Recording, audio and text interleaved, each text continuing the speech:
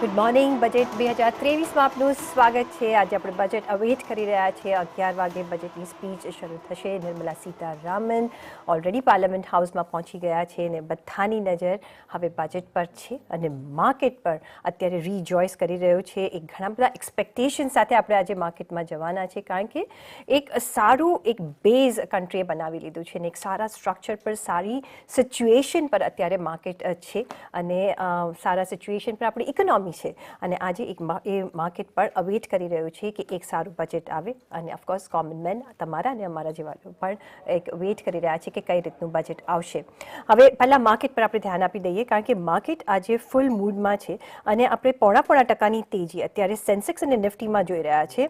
સાથે જ આપણે જે 1% ઉપરની તેજી મિડ કેપમાં જોઈ રહ્યા છે અને બેંક નિફ્ટીમાં 1.5% આપણે તેજી લગભગ જોઈ રહ્યા છે. માર્કેટ બ્રેથ એકદમ પોઝિટિવ છે. 2248 કાઉન્ટરમાં આપણે ખરીદી જોઈ રહ્યા છે, 568 કાઉન્ટરમાં વેચવાલી જોઈ રહ્યા છે અને માર્કેટ બ્રેથ આજે એકદમ પોઝિટિવ છે.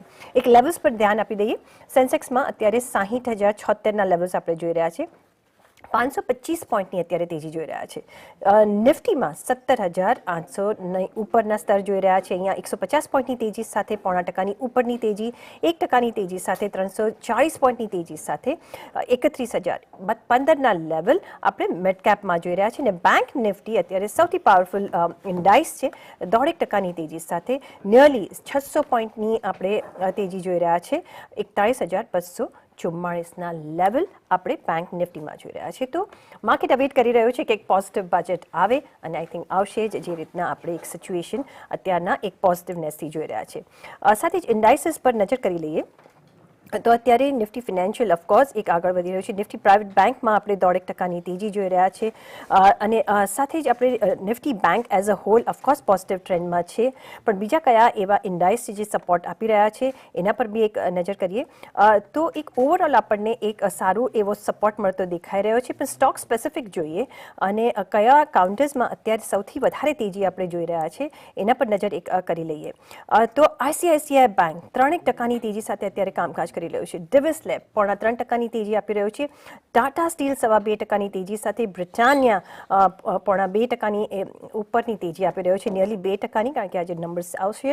એચડીએફસી 2.5%ની તેજી સાથે કામકાજ કરી રહ્યું છે. ટાટા કન્ઝ્યુમર જેના ગઈકાલે આપણે નંબર્સ આવતા જોયા 1.5%ની તેજી આપી રહ્યું છે. HDFC bank, Hindalco, JSW steel, Apollo hospital જેવા કાઉન્ટર્સ પણ 1.5%ની તેજી આપી રહ્યો છે. કયા કાઉન્ટર્સ જે છે જે થોડી નેગેટિવિટી આપી રહ્યું છે અદાનીના કાઉન્ટર્સ. અદાની એન્ટરપ્રાઇઝ 3.5%નું દબાણ આપી રહ્યું છે. સનફાર્મા, જેને આપણે ગઈકાલે રિઝલ્ટ આવતા જોયા, 2% દબાણ આપી રહ્યું છે. અદાની પોર્ટ 1%નું દબાણ.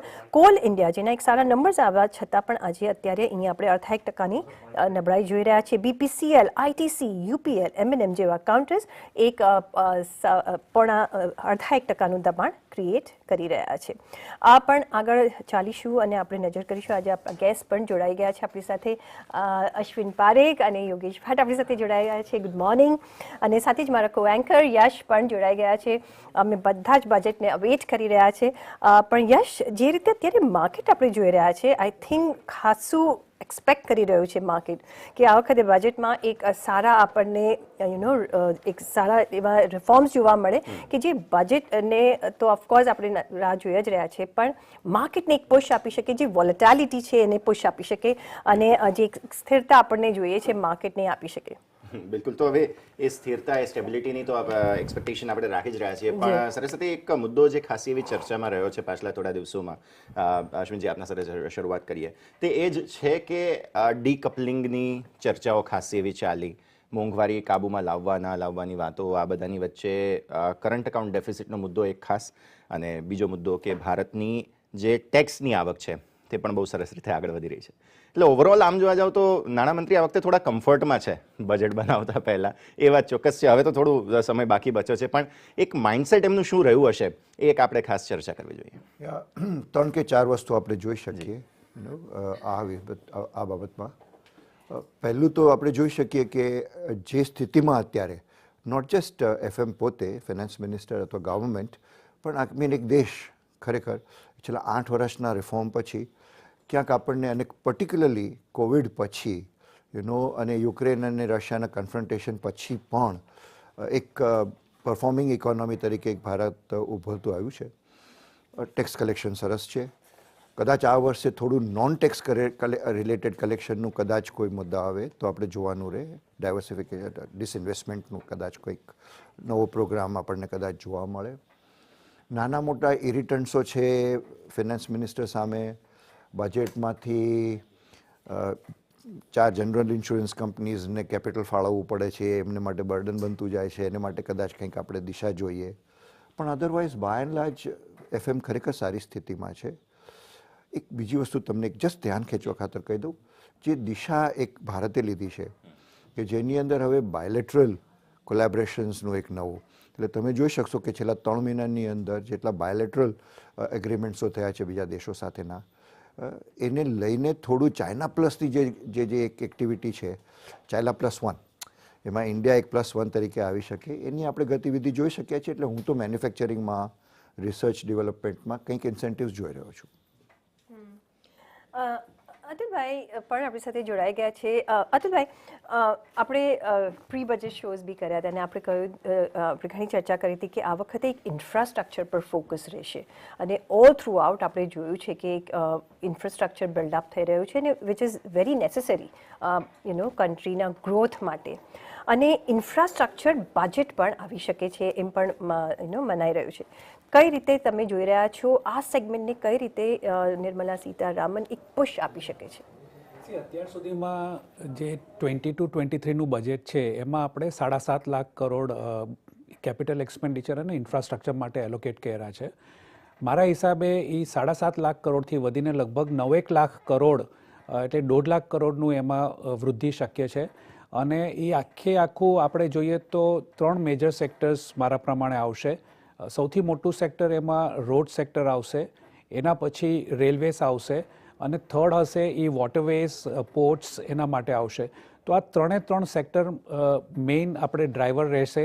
અને એક બહુ મોટું આ પર્ટિક્યુલર ગવર્મેન્ટ, મોદી ગવર્મેન્ટનું ફોકસ રહ્યું છે રેલવે ઇન્ફ્રાસ્ટ્રક્ચર. કારણ કે આપણે જોઈએ તો ચાઇનામાં જે આપણે ચાઇના +1ની આપણે પોલિસીની વાત કરીએ છીએ, તો આપણી જે ટ્રાન્સપોર્ટેશન કોસ્ટ છે ભારતની, ટિપિકલી ઘણી જ વધારે છે કમ્પેર ટુ ચાઇના. અને એનું કારણ છે આપણે રોડ્સ યુઝ કરીએ છીએ. જો આપણે બલ્કમાં ટ્રેનનું જો નેટવર્ક સુધારી શકીએ તો આપણને બહુ જ સારું પડશે. એટલે લગભગ 1.5 લાખ કરોડ જેટલા આપણે ગયા વર્ષે એલોકેટ કર્યા હતા રેલવેઝ માટે. આ વખતે 2.5 થી 2.5 લાખ કરોડની મારું અનુમાન છે કે આપણે રોડ્સ ને રેલવેઝ માટે આપણે ફાળવવામાં આવશે. અને ફોકસ તો રહેવાનું જ છે. આઈ થિંક એ દુનિયામાં આપણે જેમ કહેવું હોય કે ફાસ્ટેસ્ટ ગ્રોઈંગ ઇકોનોમી છીએ, તો ઇન્ફ્રાસ્ટ્રક્ચરનું ફોકસ માનનીય પ્રધાન તો રાખશે જ, એવું મારું માનવું છે. ઓકે, હવે આપણી સાથે પ્રભુદાસ લીલાધરના અમીષા વોરા જોડાયેલા છે, માર્કેટ એક્સપર્ટ યોગેશ ભટ્ટ આપણી સાથે છે, હીરાનંદાની ગ્રુપના ફાઉન્ડર અને એમડી નિરંજન હીરાનંદાની પણ આપણી સાથે છે. પેનલ ધીરે ધીરે ડેવલપ થઈ રહી છે, બધાની સાથે વાતો કરીશું. યોગેશ, પહેલાં આપના પાસે આવવા માંગીશ. ખાસ જે પ્રકારની સ્થિતિમાં માર્કેટ અત્યારે ફિલહાલ છે, એક વસ્તુ સમજવાની આપણે ખાસ જરૂર છે કે જે વેલ્યુએશનની ચર્ચાઓ હતી, પછી જે પાછલા 2-1 અઠવાડિયાના જે રિસેન્ટ ડેવલપમેન્ટ્સ થયા, વોલેટિલિટી થઈ, અને આવી પરિસ્થિતિમાં સ્વાભાવિક એક મુદ્દો હવે આવી રહ્યો છે. ભારતીય અર્થતંત્ર અને ભારતના માર્કેટના વેલ્યુએશન 2 અલગ અલગ જગ્યાઓ પર જોવા મળી રહ્યા છે. આપણે ઇન્ફ્લેશન આ તે બધી પરિસ્થિતિ સુધરતી જોઈ રહ્યા છીએ, પણ સામે આપણે એ વસ્તુ પણ જોવાની છે કે ગ્લોબલ માર્કેટ્સ અને આપણા માર્કેટ્સમાં એક પેરિટી છે. અત્યારે આ સોલ્વ થવી બહુ જરૂરી બની રહી છે. યશભાઈ, આમાં 2 વસ્તુ છે. એક તમે કીધું એ પ્રમાણે કે ઇન્ડિયન માર્કેટનું વેલ્યુએશન્સ લાસ્ટ 2 વર્ષનું તમે જુઓ તો આપણે એક જે કોવિડનો બેઝ બન્યો એના પછી લાસ્ટ કેલેન્ડર યરમાં we have generated around 5% return in Nifty. અને ઇનફેક્ટ અત્યારના નંબર્સ તમે જોશો તો વેલ્યુએશન વાઇઝ આપણે રફલી અરાઉન્ડ 23 ટાઈમ્સ ટ્રેલિંગ પીઈ પર આવ્યા છે. Now that is the lowest number after FY17. અને આ નંબર્સ જે છે એ કરેક્શન્સ આવ્યા પછીનો નંબર છે. પણ as compare to other emerging market હજી બી આપણું થોડું પ્રીમિયમ વધારે છે. અને એને કારણે હમણાં જે લાસ્ટ 3 મહિનામાં તમે જે મૂવ જોઈ હોય તો money has gone and set in to Chinese market, right? કારણ કે China was a big under performer last to last year, full entire 18 months માટે. અને એને કારણે money has gone from India to China. In fact Chinese market is up 35% in dollar terms in the last 3.5 months. So as compare to that તમે coming back to the અર્થતંત્રની સાથે એનું connect કરો તો I think the most important thing and the matter is that earnings growth આવશે કે નહીં. That is the question which everybody is trying to get an answer to, right? જો આપણે નોમિનલ જીડીપી 11% ગ્રોથની વાત કરતા હોઈએ નેક્સ્ટ યર તો over a long period of time તમે જુઓ તો માર્કેટ રિટર્ન્સ આપણને જીડીપી ગ્રોથની સાથે મેચ થતું એવું દેખાશે, રાઈટ? સો આગળ જતાં પણ કદાચ જો આપણે 10-11% નોમિનલ જીડીપી ઇન્ડિયા ગ્રોથ કરે તો આપણું વેલ્યુએશન્સ અત્યારે ક્યાંક થોડું કરેક્શન પછી એક લેવલ પર આવી ગયું છે. ઓફકોર્સ હજી પણ મેં તમને કીધું પ્રમાણે ઇમર્જિંગ માર્કેટની કમ્પેરિઝનમાં થોડું પ્રીમિયમ છે તો એ ક્યાંક ને ક્યાંક એડજસ્ટ થતું એવું દેખાઈ રહ્યું છે. સાથે આપણી સાથે પ્રભુદાસ લીલાધારના અમીષા વોરા પણ જોડાઈ ગયા છે. અમીષાજી, ગુડ મોર્નિંગ. અને જે રીતના અત્યારે વેલ્યુએશનની આપણે ચર્ચા કરી રહ્યા છે માર્કેટની, તમને શું લાગે છે કે માર્કેટને જો એક પુશ આપવો હશે અને આપણે માર્કેટ્સ એક રોલ પ્લે કરતું હોય છે અને આપણે જોયું છે કે એફઆઈઆઈઝની આપણે એક લગાતાર એક્ઝિટ જોઈ છે, એક વિડ્રોલ્સ જોયા છે, માર્કેટને કઈ રીતે આ બજેટ એક પુશ આપી શકે છે? આઈ થિંક બે વસ્તુ ઇમ્પોર્ટન્ટ રહેશે. એક તો નવું પુશ આપવું અને બીજું કાંઈક એવું ન કરવું જેના લીધે જે અત્યારે રિટેલ સેવિંગ્સ માર્કેટમાં ચેનલાઇઝ થઈ રહ્યું છે એ ડિસ્ટર્બ ના થાય. કેમ કે તમે જોયું હશે કે એફઆઈનું તો લાસ્ટ યર મેજર સેલિંગ હતું, એની સામે જે સિપ અને નોન સિપ રિટેલ ઇન્વેસ્ટર્સના પૈસા જે મ્યુચ્યુઅલ ફંડ્સમાં ગયા એને જ લીધે આપણી માર્કેટ ટકી શકી છે અને રાધર આઉટ પરફોર્મ પણ કર્યું છે. એટલે જે ટેક્સ રેશનલાઇઝેશનની વાત ચાલે છે અક્રોસ એસેટ ક્લાસીસ જેમ કે ઇક્વિટી શેર્સ હોય, લિસ્ટેડ ઓર અનલિસ્ટેડ, બોન્ડ્સ હોય કે રિયલ એસ્ટેટ હોય, એમાં શોર્ટ ટર્મ લોંગ ટર્મના જે ટાઈમિંગ અને રેટ્સ છે એને રેશનલાઇઝેશન કરવાની વાત છે. એ મુદ્દો બરાબર છે પણ મારા ખ્યાલથી એનું રેશનલ બરાબર સમજીને ઇન્વેસ્ટર સેન્ટિમેન્ટ ડિસ્ટર્બ ન થાય એ સમજીને આઉટકમ આવે એ એક બહુ જરૂરી વસ્તુ છે. અને એના ઉપરાંત માર્કેટ માટે સારું એ રહેશે કે કેપેક્સનો જે ગવર્મેન્ટનો ડ્રાઈવ છે એ હજી એમણે ખાસ સસ્ટેન કરવો પડશે. કેમ કે જ્યારે ગ્લોબલ રિસેશન આપણી આંખોની સામે છે ત્યારે ઇન્ડિયાને જેણે આઉટશાઇન કરવામાં મદદ કરી છે એ આપણી કેપેક્સ બાય ગવર્મેન્ટ છે અને PLI સ્કીમ છે. તો એ બંનેનું મોમેન્ટમ અને ફોકસ કન્ટિન્યુ રાખવું પડશે. હવે એક મુદ્દો તો જરૂરથી છે કે જેના ઉપર આપણે સૌ કોઈની નજર છે, પણ સાથે સાથે બીજા મુદ્દાઓમાં સેક્ટર સ્પેસિફિક પણ આપણે જોઈ રહ્યા છીએ. ખાસું એવું એક્શન જે છે તે આપણને જોવા મળતું હોય છે. આપણી સાથે નિરંજન હીરાનંદાની પણ છે. સર, આપનું પણ સ્વાગત. ગુડ મોર્નિંગ સૌથી પહેલાં તો, અને આભાર સમય ફાળવીને અમારી સાથે જોડાયા. મુદ્દો ખાસ સમજવાનું હવે જરૂરી બને છે કે 8 વર્ષ પછી એટલીસ્ટ ટેક્સમાં કોઈ પણ છૂટછાટ મળે તેવા પ્રકારની આશા અપેક્ષાઓ જે છે તે સામાન્ય જનતા તો લગાવી રહી છે. પણ નિર્મળાજીએ જે પાછલા 4 બજેટ રજૂ કર્યા એમાં તો કોઈ એવી જગ્યાઓ બની નથી. આ 5મું બજેટ છે અને આ વખતે 9 વિધાનસભા ચૂંટણીઓ પછી ત્યારબાદ લોકસભા ચૂંટણી, એટલે ઘણી બધી જગ્યા તો બનતી જોવા મળી રહી છે કે કદાચ કંઈક પોસિબિલિટી બને. આપણા સેક્ટરને લઈને આપણે પહેલા આશા અપેક્ષાઓની ચર્ચા તો ઘણી બધી કરેલી જ છે, પણ એક મુદ્દો મારે જે ખાસ ચર્ચા કરવી છે તે એ કે જે અફોર્ડેબલ હાઉસિંગ અને આ બધા માટેથીને જે સાઇઝીસ નક્કી કરવામાં આવ્યા છે તેને લઈને ખાસ ચર્ચાઓ થઈ રહી છે. ટેક્સ છૂટ આ તે બધાની વાતો તો આપણે કરી છે, પણ નિરંજનજી, આ એક મુદ્દો પર્ટિક્યુલરલી તમે કઈ રીતે જુઓ છો અને ખાસ કયા મુદ્દાઓ રહેશે અહીંયાથી કે જે આપણા સેક્ટર માટેની ખાસ હાઇલાઇટ બની શકે? રિયલ એસ્ટેટ સેક્ટર પર તમે જોશો કે જેટલા પણ વિશ્વમાં દેશ હતા, ચાઇના જેવું, જે ડબલ ડિજિટ જીડીપી ગ્રોથ કર્યા એ ટાઈમે focus was on infrastructure and housing. તો મને લાગે છે કે ફરીથી એ ફોકસ જે જીડીપી ગ્રોથ અમને 8% થી વધારે જોઈશે તો આઈ વિલ થિંક કે focus on housing and infrastructure વધારે રહેશે. સેકન્ડ, ઇલેક્શન યર તો આવે છે તો એટલે કઈ ને કઈ સોશિયલ રિલીફ તો મળશે. હાઉસિંગમાં એક મોટી વાત જે છે એ સ્ટેન્ડર્ડ ડિડક્શન જે ઇન્ટરેસ્ટ ઓન હોમ લોન્સ હતું 12 વર્ષ પહેલા એ 2 લાખ રૂપિયા કર્યા હતા.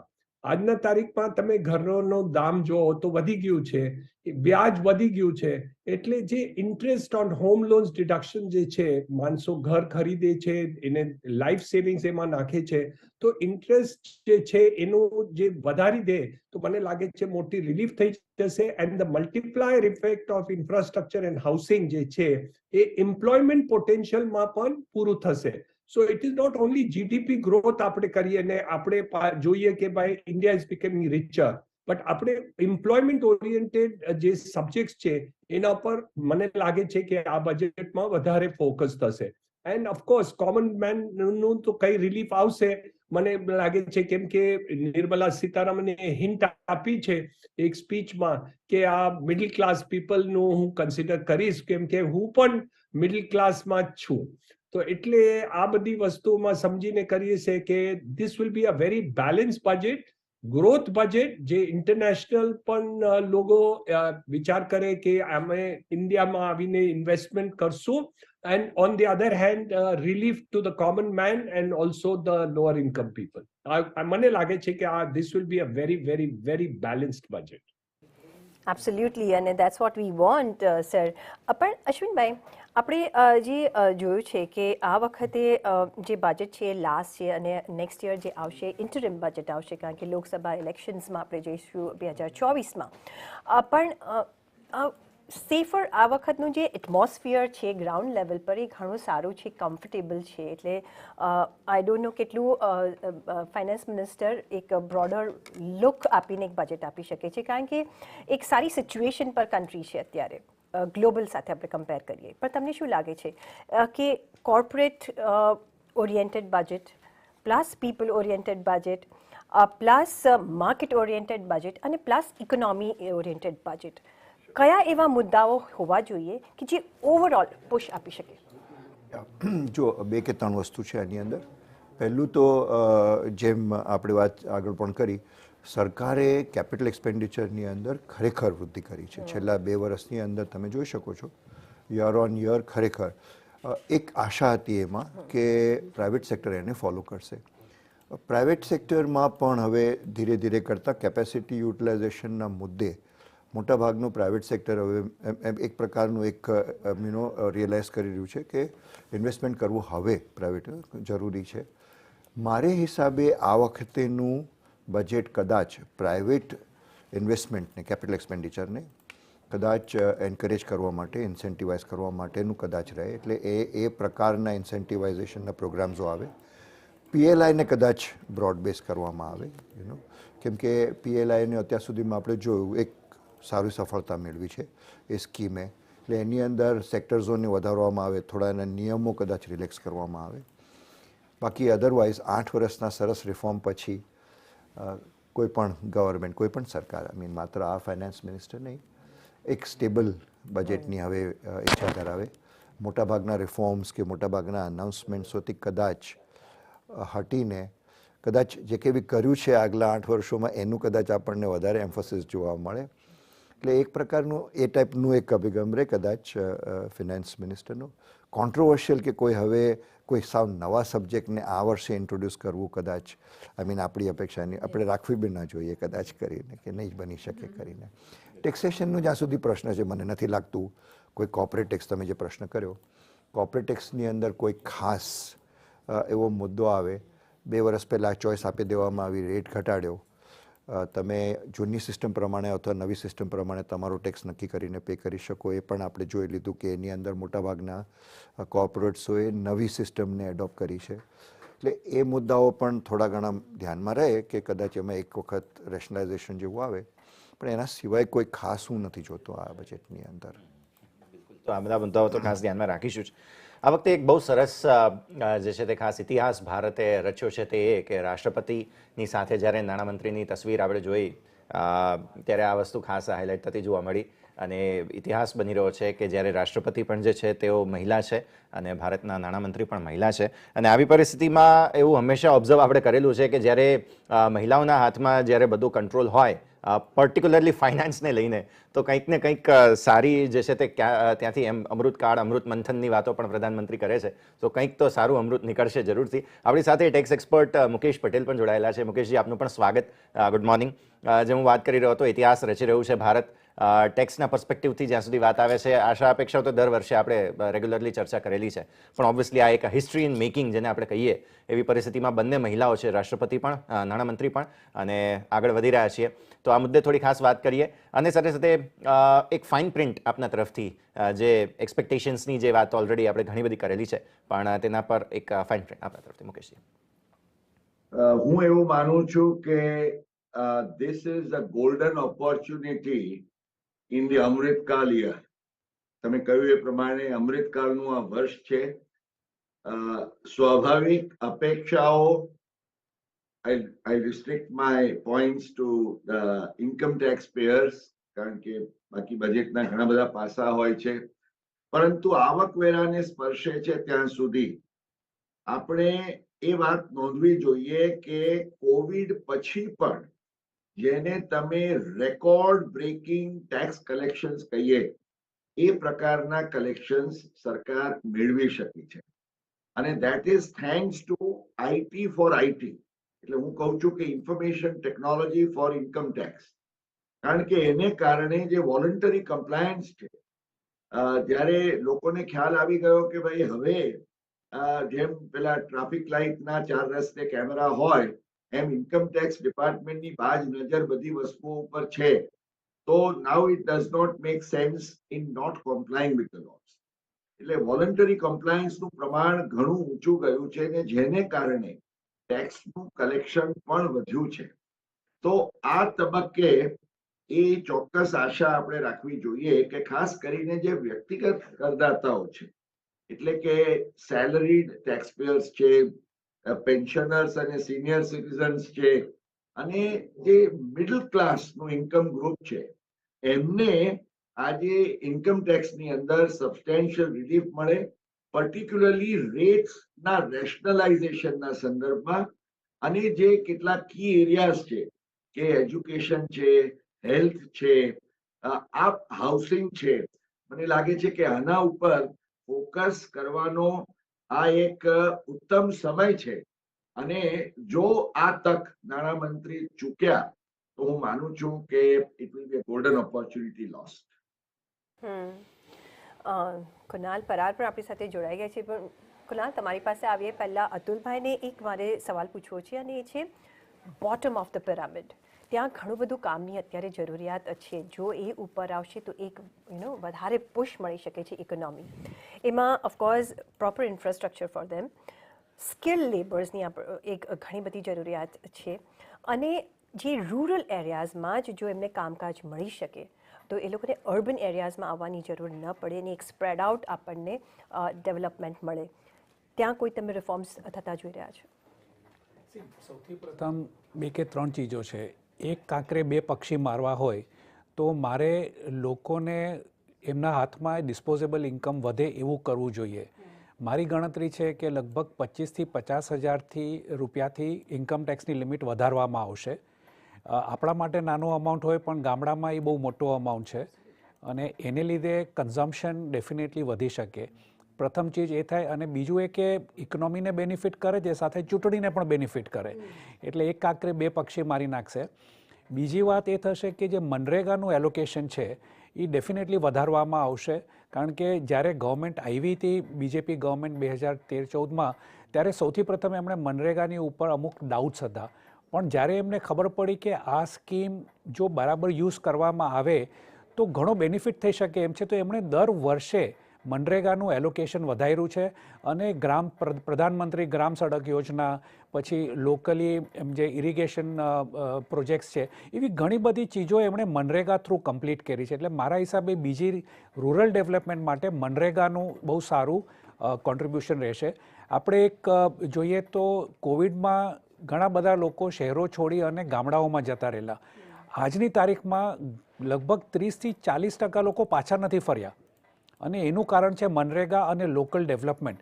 કે યુપી છે, બિહાર છે, એ બધા જે પછાત ગામડાઓમાં એટલું બધું ડેવલપમેન્ટ અને એટલી બધી શક્યતાઓ ઊભી થઈ છે, રોજગારની જ નહીં પણ મિલકતની ઉપર તમને જે કેપિટલ એપ્રિસિએશન મળે એના માટે પણ. તો એક રૂરલ લેવલ ઉપર એક કહીએ કે એક ગ્રોથ એન્જિન બહુ શક્તિશાળી બની ગયું છે.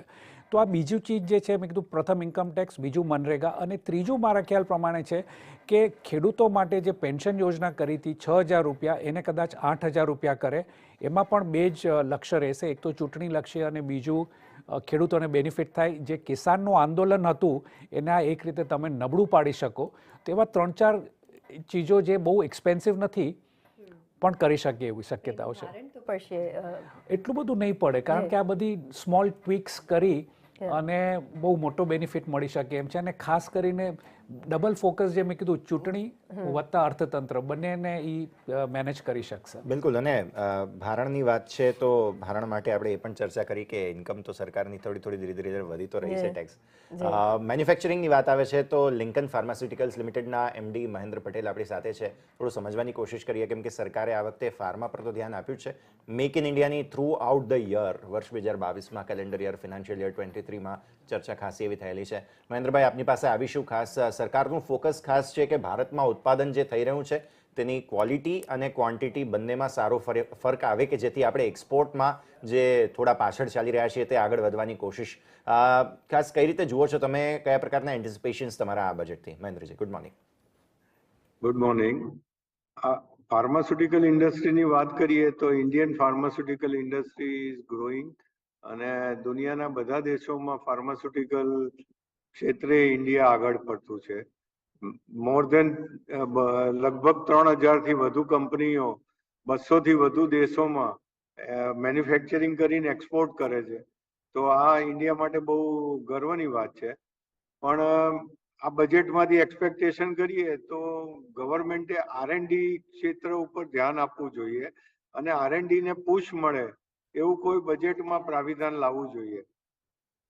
R&Dમાં બહુ સબસ્ટેન્શિયલ એમાઉન્ટમાં ઇન્વેસ્ટમેન્ટ આવે એવો લોંગ ટર્મ પીરિયડનો કોઈ પ્લાન બનાવવો જોઈએ, 5, 10, 15 વર્ષનો, કે ધીમે ધીમે કંપનીઓ ઇન્વેસ્ટ કરતી જાય અને R&D ડેવલપ થતું જાય. કારણ કે R&D વગર કોઈ ફાર્માસ્યુટિકલ કંપની આગળ જતા લીડર બની શકતી નથી અને નવી શોધ કરીએ તો નવી દવાઓ પબ્લિકને આપી શકાય, નવા રોગો ઉપરની નવી દવાઓ મળી શકે. તો આ બધું ધ્યાનમાં રાખીને વર્લ્ડ બી ઇન્ડિયા તરફ નજર કરી રહી છે કે ઇન્ડિયા કંઈક એવું પગલું લે કે જેના હિસાબે સારી પ્રોડક્ટ અને નવી પ્રોડક્ટો ઇન્ડિયા આપી શકે. તો આ બજેટમાં ફાર્માસ્યુટિકલ ઇન્ડસ્ટ્રી એક્સપેક્ટ કરે છે કે R&D રિલેટેડ કોઈ R&Dને પુશ મળે એવો કોઈ કંઈક કાયદો કે કઈ યોજના કે કઈ લાવે. બીજું, ફાર્માસ્યુટિકલ ઇન્ડસ્ટ્રીમાં એક ડ્યુટી ડ્રોબેકની સ્કીમ છે જેને શોર્ટમાં RODTEP કહે છે. આ સ્કીમ ગવર્મેન્ટે વચ્ચે તો બંધ કરી દીધી હતી પણ ફરીથી આ નામથી ચાલુ કરી છે. તો એ જાન્યુઆરી 21થી ચાલુ કરી પણ એને ફાર્માસ્યુટિકલને ઇન્ક્લુડ કર્યું છે ડિસેમ્બર 22માં અને એ બી 0.8% ડ્યુટી ડ્રોબેક આપે છે કે વિચ ઇઝ નેગ્લિજેબલ. તો આની ઉપર કંઈ ધ્યાન આપીને આપણી એક્સપોર્ટ ઇન્ડિયન એક્સપોર્ટ વધે એના માટે કંઈ પ્રયત્ન કરવા જોઈએ. તો આ પર્સન્ટેજમાં કંઈ વધારો કરી, જેમ જૂની સ્કીમ હતી એમાં 3% હતા એ એમણે બંધ કરીને અત્યારે નવી સ્કીમ મૂકી પણ એમાં 0.8% છે. એટલે આની ઉપર કંઈ ધ્યાન આપે તો એક્સપોર્ટ વધુ સારું કોમ્પિટિટિવ બને. અને સૌથી મોટો ઇસ્યુ GSTમાં સિમ્પ્લિફિકેશન નથી. GST બધી ઇન્ડસ્ટ્રીને ઇફેક્ટ કરે છે પણ પર્ટિક્યુલરલી હું ફાર્માની વાત કરું તો એક્સપોર્ટ અને ડોમેસ્ટિક યુઝને જોતા જો GST સિમ્પ્લિફિકેશન કરવામાં આવે, ઘણા બધા કાયદા GSTમાં એવા છે કે જે સિમ્પ્લિફાય કરવામાં આવે તો વર્કિંગ કેપિટલ અને કોસ્ટ વાઇઝ ઘણો મોટો ફરક પડે એવો છે. તો આ બજેટમાં આવું કંઈ થાય તો વધુ સારું. જી, તો ફાર્મા સેક્ટરને જે જોઈએ છે રિસર્ચ એન્ડ ડેવલપમેન્ટ થવું જોઈએ ને ઓફકોર્સ સાથે જીએસટી પર એક સિમ્પ્લિફિકેશન થવું જોઈએ અને સાથે જ જો એક્સપોર્ટ્સ પર કંઈક એક થોડી છૂટછાટ આપવામાં આવે કે એન્કરેજ કરવામાં આવે તો એક પોઝિટિવ થઈ માર્કેટ શકે ડેઝ હાઈ પર છે. અત્યારે અને માર્કેટ જોઈ લો ડેઝ હાઈ પર આપણે જોઈ રહ્યા છે 17,812ના લેવલ જે આપણે સપોર્ટ લેવલ્સ રેઝિસ્ટન્સ લેવલ્સ આપણે જોઈ રહ્યા હતા એના પર અત્યારે પહોંચતું દેખાઈ રહ્યું છે. પણ કુનાલ, ક્વિક કઈ રીતનો ટ્રેડ તમે જોઈ રહ્યા છો, માર્કેટના લેવલ્સને કઈ રીતે જોઈ રહ્યા છો નિફ્ટી બેંકને? વેલ, અત્યારે માર્કેટ નિફ્ટી બેંક નિફ્ટી બંને ડેઝ હાઈ પર ટ્રેડ કરી રહ્યા છે અને પર્ટિક્યુલરલી લાર્જ કેપ સ્ટોકનું અત્યારે રોકેશ તમને હવે સીધા જઈશું. આપણે બસ બજેટ રજૂ થવા જઈ રહ્યું છે થોડીક ક્ષણો. અત્યારે સ્પીકર સર જે છે તે ઓમ બિરલા તેઓ આવી પહોંચ્યા છે. તસવીરોમાં તમે નિહાળી રહ્યા છો અને હવે બસ થોડી જ ક્ષણોમાં સેશન શરૂ થતું જોવા મળશે.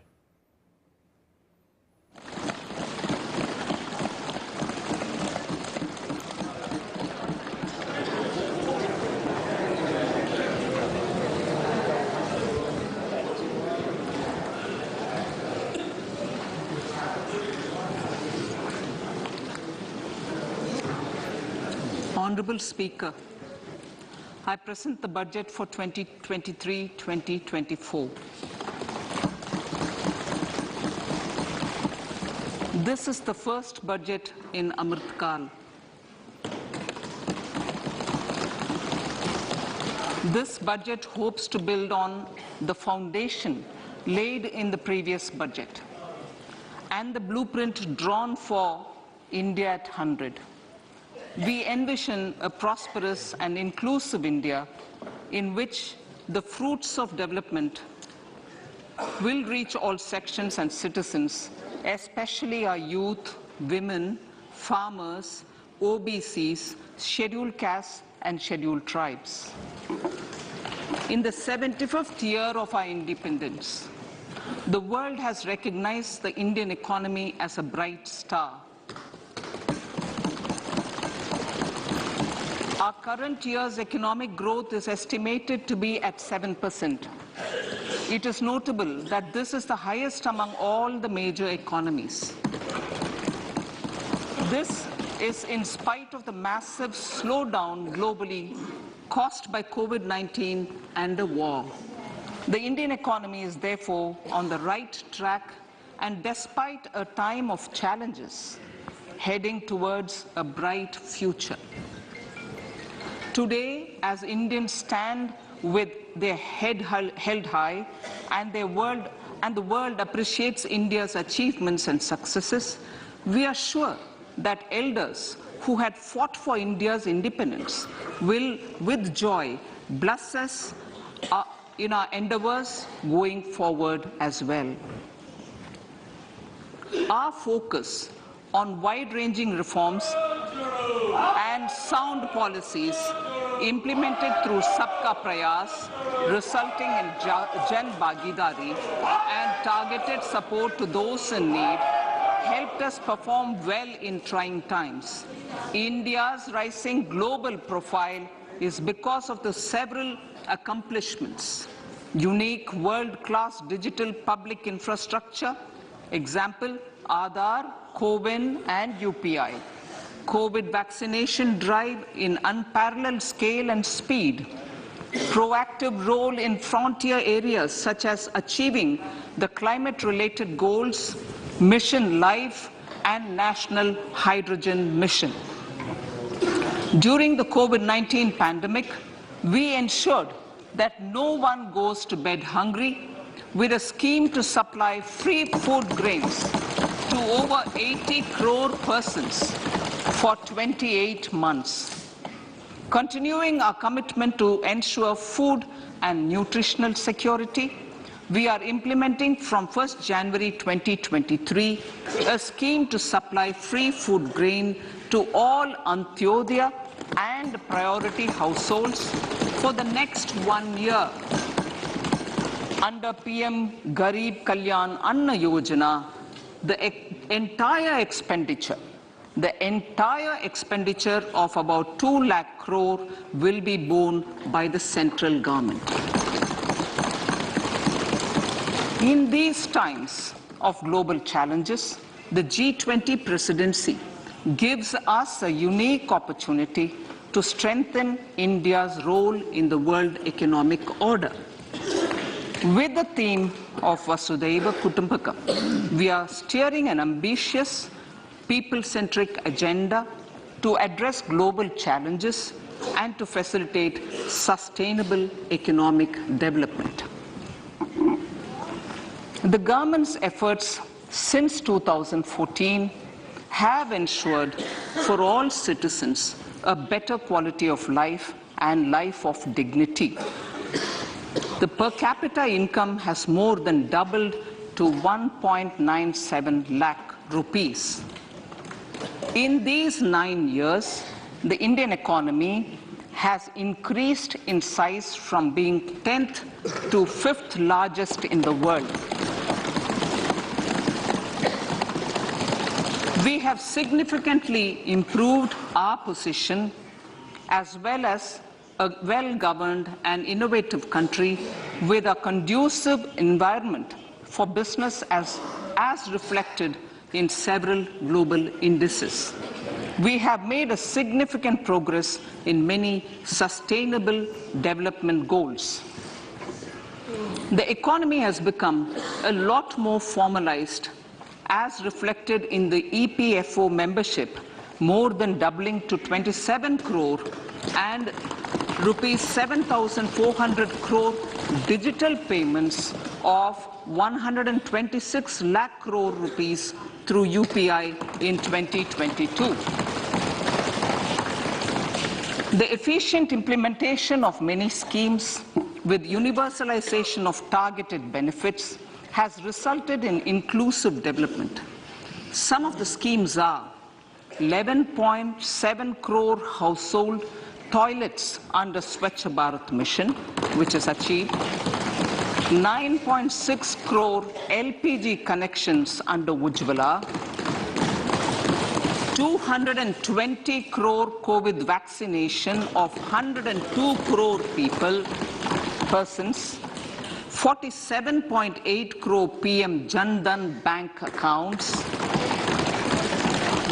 insurance cover for 44.6 crore persons under PM Suraksha Bima and PM Jeevan Jyoti Yojana, and cash transfer of 2.2 lakh crores of rupees to 11.4 crore to over 11.4 crore farmers under PM Kisan Samman Nidhi. Our vision for the Amritkal includes technology-driven and knowledge-based economy with strong public finances and a robust financial sector. To achieve this, Jan Bhagidari through Sabka Saath, Sabka Prayas is essential. The economic agenda for achieving this vision focuses on 3 things. First, facilitating ample opportunities for citizens, especially the youth, to fulfill their aspirations. Second, providing strong impetus to growth and job creation. And third, strengthening macroeconomic stability. To service these focus areas in our journey to India at 100, we believe that the following 4 opportunities can be transformative during Amritkal. Economic empowerment of women. Deen Dayal Antyodaya Yojana National Rural Livelihood Mission has achieved remarkable success by mobilizing rural women into 81 lakh self-help groups.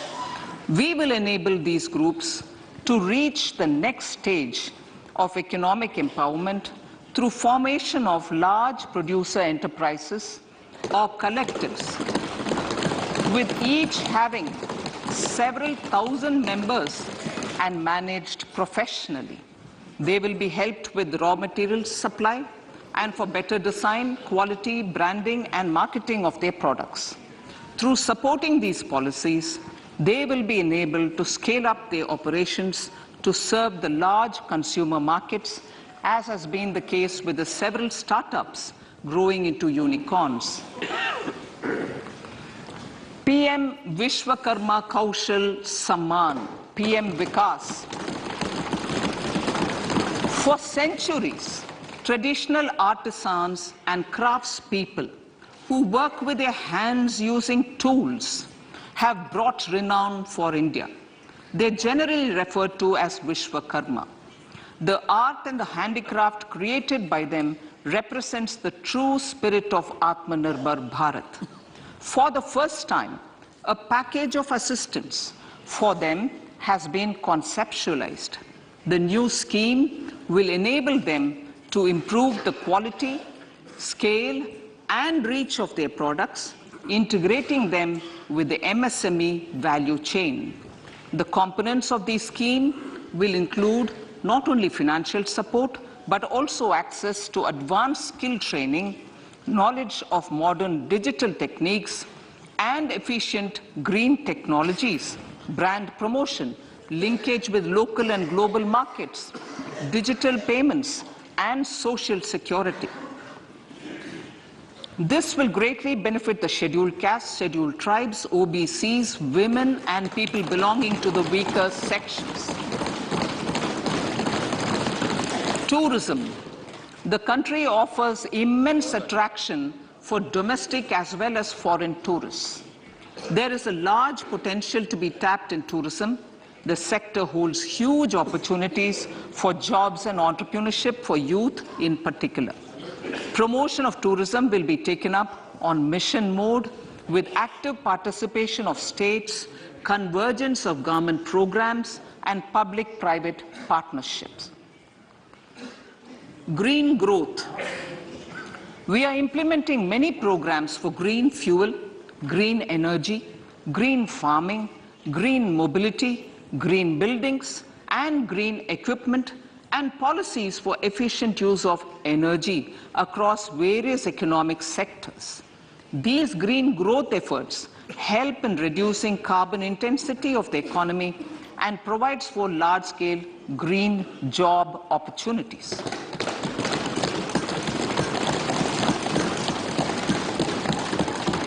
Priorities of this budget. The budget adopts the following 7 priorities. They complement each other and act as the Saptarishi guiding us through the Amritkal. Inclusive development, reaching the last mile, infrastructure and investment, unleashing the potential, green growth, youth power, and financial sector. I now speak on the priority number 1, inclusive development.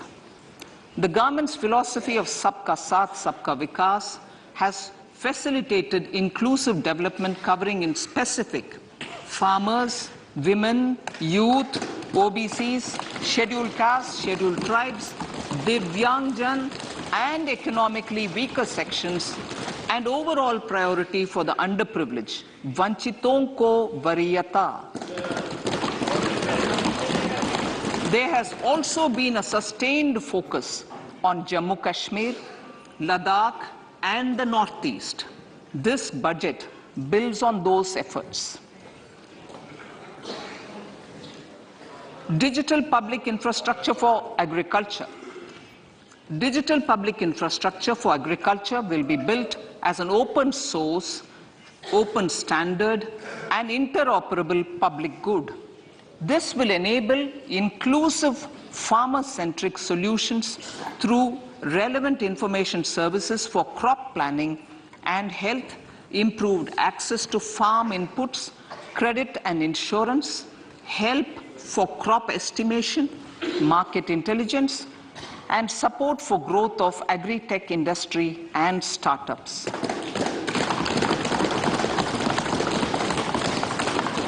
An agriculture accelerator fund. An agriculture accelerator fund will be set up to encourage agri startups.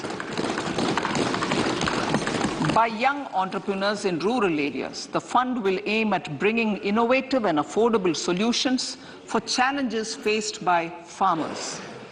It will also bring in modern technologies to transform agricultural practices, increase productivity and profitability. To enhance the productivity of extra long staple cotton, we will adopt a cluster-based and value chain approach through public-private partnerships. This will mean collaboration between farmers, state and industry for input supplies, extension services and market linkages. We will launch an Atmanirbhar Clean Plant program to boost availability of disease-free, quality planting material for high-value horticultural crops at an outlay of 2,200 crores. Global hub for millets which are Sri Anna. India is the forefront.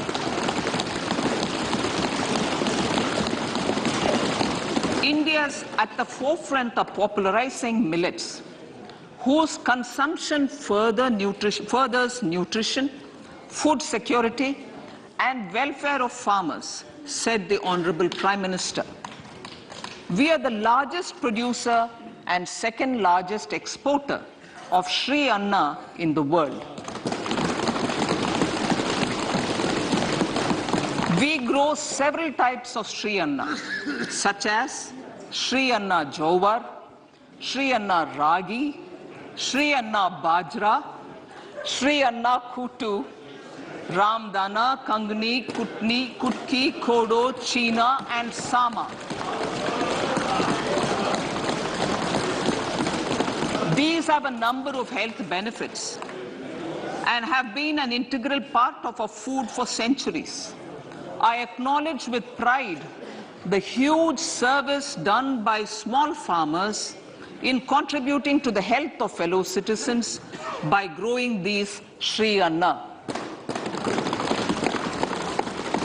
Now, to make India a global hub for Sri Anna, the Indian Institute of Millet Research, ideally Indian Institute of the Sri Anna Research, Hyderabad, will be supported as the center of excellence for sharing best practices, research and technologies at the international level. The agricultural credit target will be increased to 20 lakh crores with focus on animal husbandry, dairy and fisheries. We will launch a new sub-scheme of PM Matsya Sampada Yojana, which is an existing scheme, but we launch a new sub-scheme with targeted investment of 6,000 crores to further enable activities of fishermen, fish vendors, and micro and small entrepreneurs, improve value chain efficiencies, and expand the market. For farmers, especially small and marginal farmers, and other marginalized sections, the government is promoting cooperative-based economic development model. A new Ministry of Cooperation was formed with a mandate to realize the vision of Sahakar Se Samriddhi. To realize this vision, the government has already initiated computerization of 63,000 primary agricultural credit societies with an investment of 2,516 crores. In consultation with all the stakeholders and the states, model bylaws for PACS were formulated, enabling them to become multi-purpose PACS. A national cooperative database is being prepared for countrywide mapping of cooperative societies. With this backdrop, we will implement a plan to set up massive decentralized storage capacity.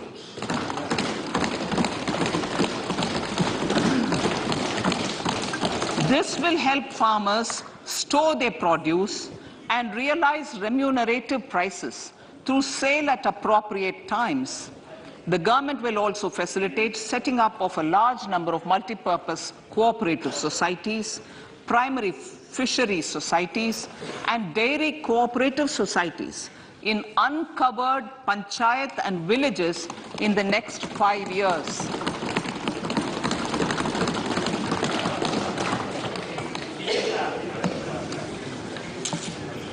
Health, education, and skilling. 157 new nursing colleges will be established in co-location with the existing 157 medical colleges established since 2014.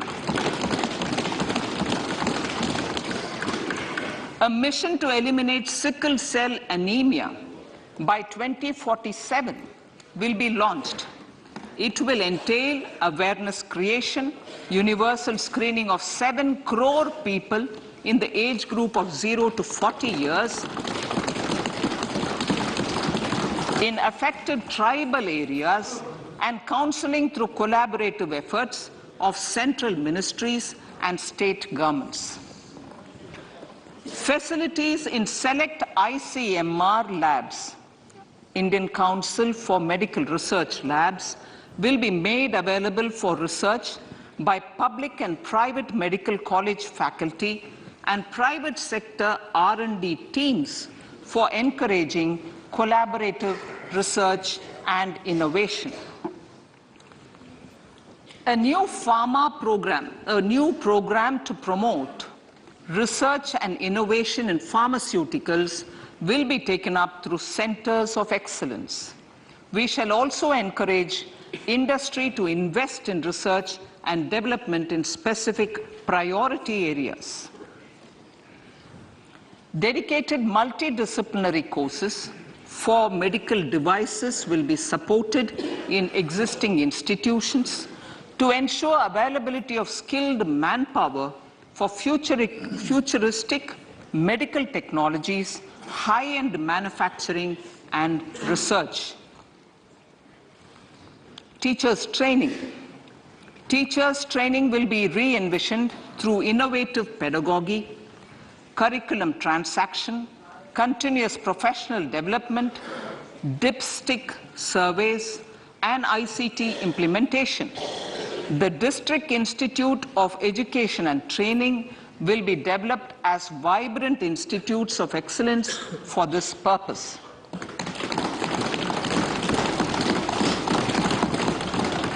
National Digital Library for Children and Adolescents. A National Digital Library for Children and Adolescents will be set up for facilitating availability of quality books across geographies, languages, genres, and levels, and device-agnostic accessibility. States will be encouraged to set up physical libraries for them at panchayat and ward levels and provide infrastructure for accessing the national digital library resources. Additionally, to build a culture of reading and to make up for pandemic time learning loss, the National Book Trust, the Children's Book Trust, and other sources will be encouraged to provide and replenish non-curricular titles in regional languages and in English to these physical libraries. Collaboration with NGOs that work in literacy will also be a part of this initiative to inculcate financial literacy. Financial sector regulators and organizations will be encouraged to provide age-appropriate reading material to these libraries. I move to priority 2, reaching the last mile. Prime Minister Vajpayee's government had formed the Ministry of Tribal Affairs and the Department of Development of Northeast Region to provide a sharper focus to the objective of reaching the last mile. our government has formed the ministries of Ayush, Fisheries, Animal Husbandry and Dairying, Skill Development, Jal Shakti and Cooperation. Building on the success of the Aspirational Districts program, the government has recently launched the Aspirational Blocks program, covering 500 blocks for saturation of essential government services across multiple domains such as health, nutrition, education, agriculture, water resources, financial inclusion, skill development, and basic infrastructure. Manya Speaker, sir, Pradhan Mantri PBTG, which is Primitive Vulnerable Tribal Groups Development Mission, is being launched. To improve socio-economic conditions of the particularly vulnerable tribal groups, the PBTGs as we refer them to, Pradhan Mantri PBTG Development Mission will be launched. This will saturate PBTG families and habitations with basic facilities such as safe housing, clean drinking water and sanitation, improved access to education, health, nutrition, road and telecom connectivity, and sustainable livelihood opportunities. An amount of 15,000 crores will be made available to implement the mission in the next 3 years under the Development Action Plan for the Scheduled Tribes. Ekalavya Model Residential Schools. In the next 3 years, Center will recruit 38,800 teachers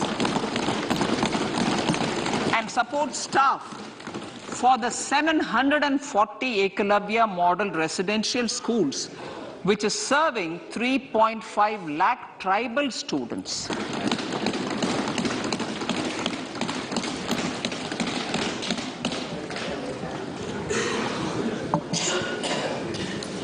In the drought-prone central regions of Karnataka, central assistance of 5,300 crore will be given to Upper Bhadra project to provide sustainable micro irrigation and filling up of surface tanks for drinking water. PM Awas Yojana. The outlay for PM Awas Yojana is being enhanced by 66% to over 79,000 crores. Bharat Shared Repository of Inscriptions will be set up in a digital epigraphy museum with digitization of 1 lakh ancient inscriptions in the first stage. Support for poor prisoners. For poor persons who are in prisons and unable to afford the penalty or the bail amount, required financial support will be provided. Priority number 3, infrastructure and investment. Investments in infrastructure and productive capacity have a large multiplier impact on growth and employment. After the subdued period of the pandemic, private investments are growing again. The budget takes the lead once again to ramp up the virtuous cycle of investment and job creation. Honorable Speaker, sir, the capital investment outlay is being increased steeply for the 3rd year in a row by 33% to 10 lakh crores, which would be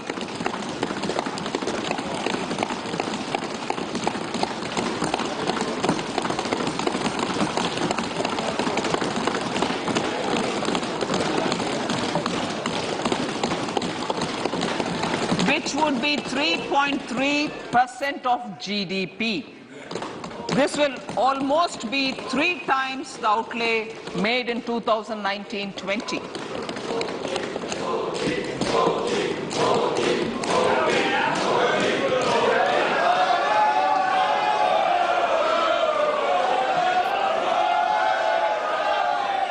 substantial increase in recent years is central to the government's efforts to enhance growth potential and job creation, crowd in private investments, and provide a cushion against global headwinds. The direct capital investment by the centre is complemented by the provision made for creation of capital assets through grants and aids to state. The effective capital expenditure of the centre is budgeted at 13.7 lakh crore rupees, which will be 4.5% of GDP. Support to state governments for capital investment. I have decided to continue the 50-year interest-free loan to state governments for one more year to spur investment in infrastructure and to incentivize them for complementary policies actions with a significantly enhanced outlay of 1.3 lakh crores. The newly established Infrastructure Finance Secretariat will assist all stakeholders for more private investment in infrastructure, including railways, roads, urban infrastructure and power, which are predominantly depend on public resources. The harmonized master list of infrastructure will be reviewed by an expert committee for recommending the classification and financing framework suitable for Amrit Kal. A capital outlay, I'm talking about railways now, sir, Honorable Speaker, railways. A capital outlay of 2.40 lakh crores has been provided for the railways. This is the highest ever outlay this highest ever outlay is about 9 times the outlay made in 2013-14. 100 critical transport infrastructure projects for last and first mile connectivity for ports, coal, steel, fertilizer and food grain sectors have been identified. They will be taken up on priority with investment of 75,000 crores, including 15,000 crore from private sources. 50 additional airports, heliports, water aerodromes, and advanced landing grounds will be revived for improving regional air connectivity.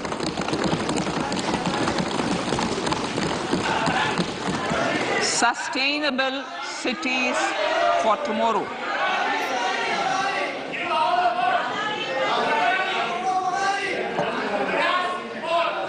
States and cities will be encouraged to undertake urban planning reforms and actions to transform our cities into sustainable cities of tomorrow. This means efficient use of land resources, adequate resources for urban infrastructure, transit-oriented development, enhanced availability and affordability of urban land and opportunities for all. Through property tax governance reforms and ring-fencing user charges on urban infrastructure, cities will be incentivized to improve their creditworthiness for municipal bonds. Like the RIDF, an Urban Infrastructure Development Fund will be established through use of priority sector lending shortfall. This will be managed by the National Housing Bank and will be used by public agencies to create urban infrastructure in Tier 2 and Tier 3 cities. States will be encouraged to leverage resources from the grants of the 15th Finance Commission as well as existing schemes to adopt appropriate user charges while accessing the UIDF. We expect to make available 10,000 crore rupees per annum for this purpose. All cities and towns will be enabled for 100% mechanical desludging of septic tanks and sewers to transition from manhole to machine hole mode.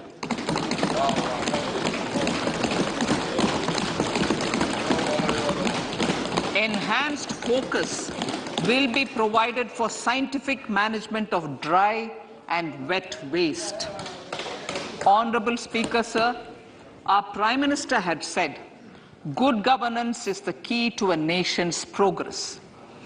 Our government is committed to providing a transparent and accountable administration which works for the betterment and welfare of common citizens. Mission Karma Yogi.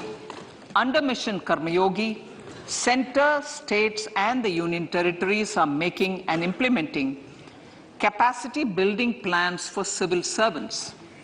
The government has also launched an integrated online training platform, I Got Karma Yogi, to provide continuous learning opportunities for lakhs of government employees to upgrade their skills and facilitate people-centric approach. Sir, for enhancing ease of doing business, more than 39,000 compliances have been reduced and more than 3,400 legal provisions have been decriminalized. For furthering the trust-based governance, we have introduced the Jan Vishwas Bill to amend 42 central acts. This budget proposes a series of measures to unleash the potential of our economy. Centers of Excellence for Artificial Intelligence. For realizing the vision of Make AI in India and Make AI Work for India, 3 centers of excellence for artificial intelligence will be set up in top educational institutions.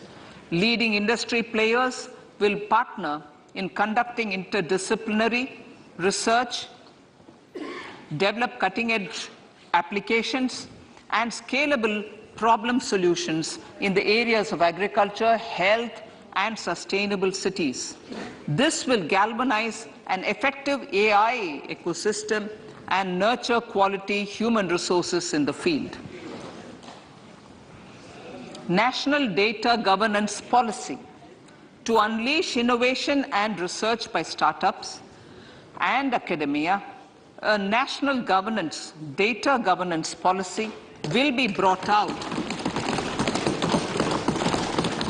This will enable access to anonymized data. The KYC process will be simplified, adopting a risk-based instead of one-size-fits-all approach. The financial sector regulators will also be encouraged to have a KYC system fully amenable to meet the needs of digital India. One-stop solution for identity and address updating.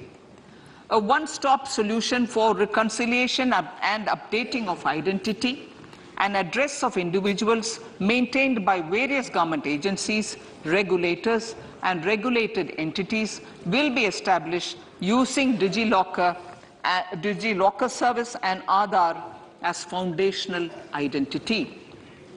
Speaker, sir, common business identifier. For the business establishments required to have a permanent account number, the PAN will be used as the common identifier for all digital systems of specified government agencies. This will bring ease of doing business, and it will be facilitated through a legal mandate. For obviating the need for separate submission of same information to different government agencies, a system of unified filing process will be set up. Such filing of information or return in simplified forms on a common portal will be shared with other agencies as per the filer's choice. Vivad Se Vishwas 1. Relief for MSMEs. In cases of failure by MSMEs to execute contracts during the COVID period, 95% of the forfeited amount relating to the bid or performance security will be returned to them by government and government undertakings. This will provide relief to the MSMEs. Vivad se Vishwas 2, settling contractual disputes. To settle contractual disputes of government and government undertakings, wherein arbitral award is under challenge in a court, a voluntary settlement scheme with standardized terms will be introduced. This will be done by offering graded settlement terms depending on pendency level of the dispute. The state support mission of Niti Aayog will be continued for 3 years for our collective efforts towards national priorities.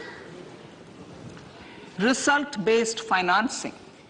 To better allocate scarce resources for competing development needs, the financing of select schemes will be changed on a pilot basis from input-based to result-based. E-courts. For efficient administration of justice, Phase 3 of the e-courts project will be launched with an outlay of 7,000 crores. Fintech services in India have been facilitated by our digital public infrastructure, including Aadhaar, PM Jan Dhan Yojana, Video, KYC, India Stack, and UPI. To enable more fintech innovative services, the scope of documents available in DigiLocker for individuals will be expanded. An entity, DigiLocker, will be set up for the use by MSMEs, large businesses, and also charitable trusts. This will be towards storing and sharing documents online securely whenever needed with various authorities, regulators, banks, and other business entities. 5G services. 100 labs for developing applications using 5G services will be set up in engineering institutions.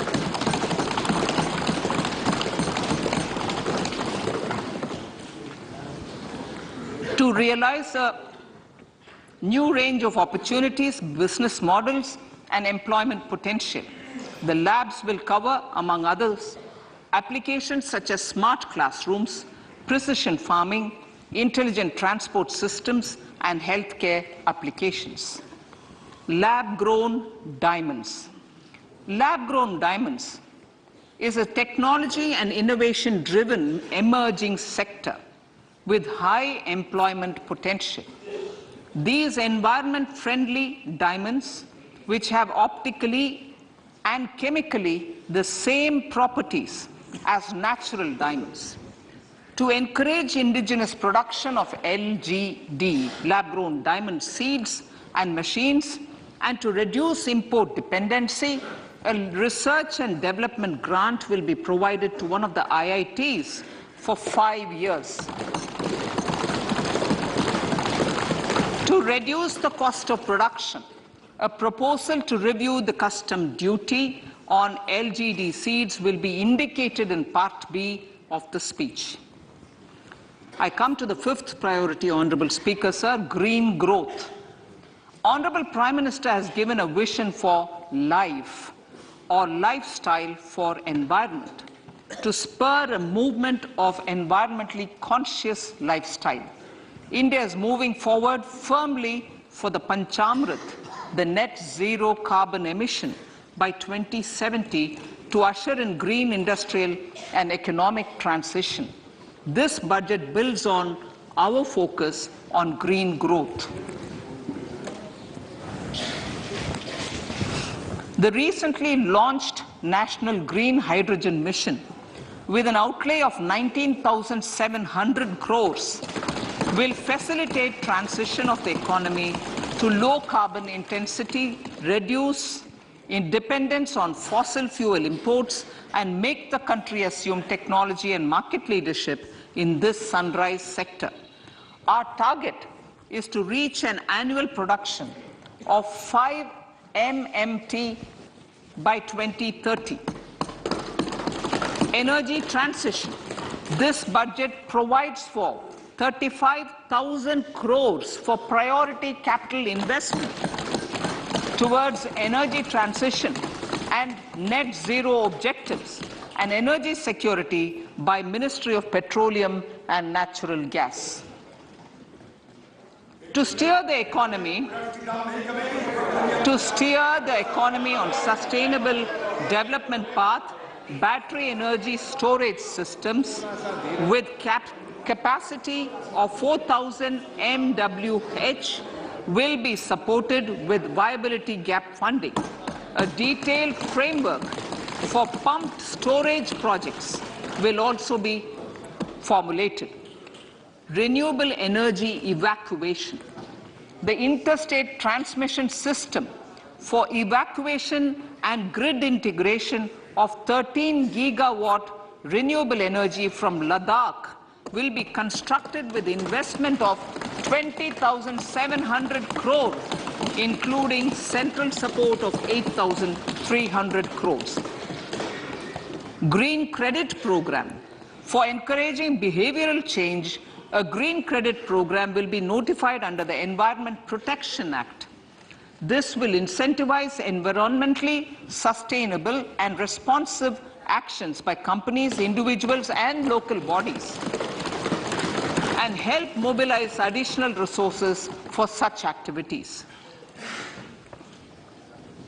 PM Program for Restoration, Awareness, Nourishment, and Amelioration of Mother Earth, PM Pranam, will be launched to incentivize states and union territories to promote alternative fertilizers and balanced use of chemical fertilizers.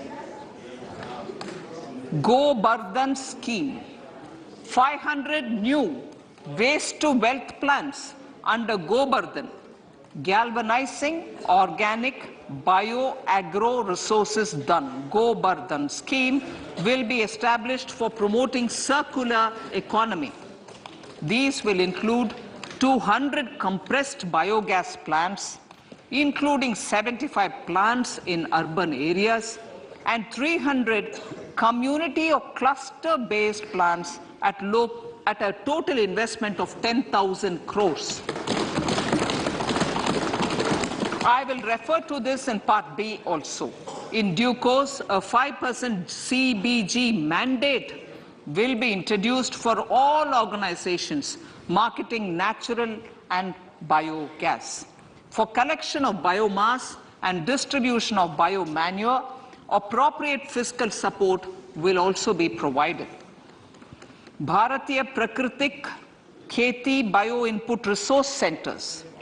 Over the next 3 years, we will facilitate 1 crore farmers to adopt natural farming.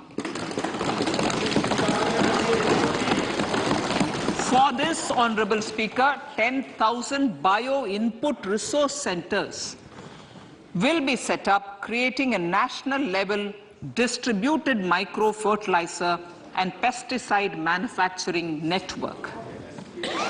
Mishti.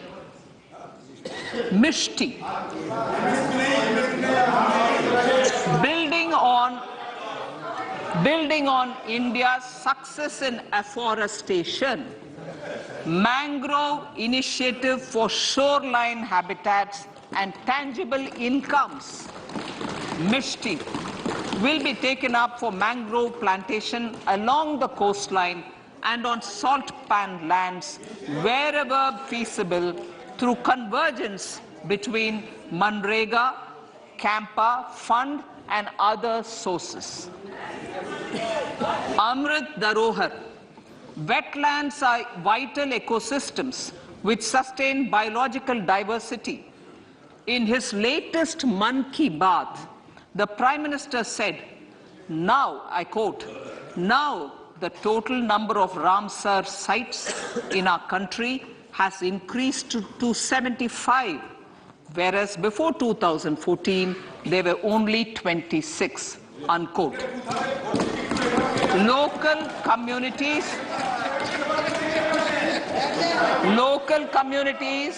have always been at the forefront of conservation efforts. The government will promote their unique conservation values through Amrit Dharohar, a scheme that will be implemented over the next 3 years to encourage optimal use of wetlands and enhance biodiversity, carbon stock, ecotourism opportunities, and income generation for local communities. Coastal shipping. Coastal shipping will be promoted as the energy efficient and lower cost mode of transport, both for passengers and freight, through PPP mode with viability gap funding. Vehicle replacement. Vehicle replacement is an important continuing policy, replacing the old political,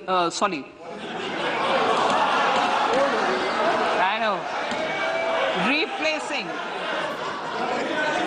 absolutely, thank you. Replacing old polluting vehicles. Maybe applicable, right? Replacing old polluting vehicles is an important part of greening our economy. In furtherance of the vehicle scrapping policy mentioned in Budget 21-22, I have allocated adequate funds to scrap old vehicles of the central government. States will also be supported in replacing old vehicles and old state ambulances. Honorable Speaker, sir, I move to priority 6, youth power. To empower our youth and help the Amrit PD realize their dreams, we have formulated the National Education Policy, which is very wide in its scope, but one of the things is also to focus on skilling, adopted economic policies that facilitate job creation at scale and have supported business opportunities. Pradhan Mantri Kaushal Vikas Yojana. Pradhan Mantri Kaushal Vikas Yojana 4.0 will be launched to skill lakhs of youth within the next 3 years. On-job training, industry partnership, and alignment of courses with needs of industry will be emphasized. The scheme will also cover new age courses for Industry 4.0 like coding, AI, robotics, mechatronics, IoT, 3D printing, drones, and other soft skills. To skill youth for international opportunities, 30 Skill India international centers will be set up across different states. The digital ecosystem for skilling will be further expanded with the launch of a unified Skill India digital platform for enabling demand-based formal skilling, linking with employers including MSMEs, and facilitating access to entrepreneurship schemes. To provide stipend support to 47 lakh youths in 3 years, direct benefit transfer under a pan-India national apprenticeship promotion scheme will be rolled out. Tourism. Honorable Speaker, sir, with an integrated and innovative approach, at least 50 destinations will be selected through challenge mode. In addition to aspects such as physical connectivity, virtual connectivity, tourist guides, high standards for food streets, and tourist security, all the relevant aspects would be made available on an app to enhance tourist experience. Every destination would be developed as a complete package. The focus of development of tourism would be on domestic as well as foreign tourists.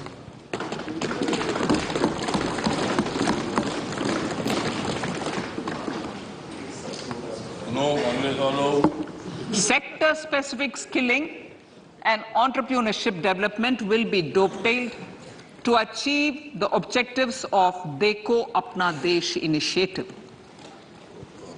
This was launched as an appeal by the Honorable Prime Minister to the middle class to prefer domestic tourism over international tourism.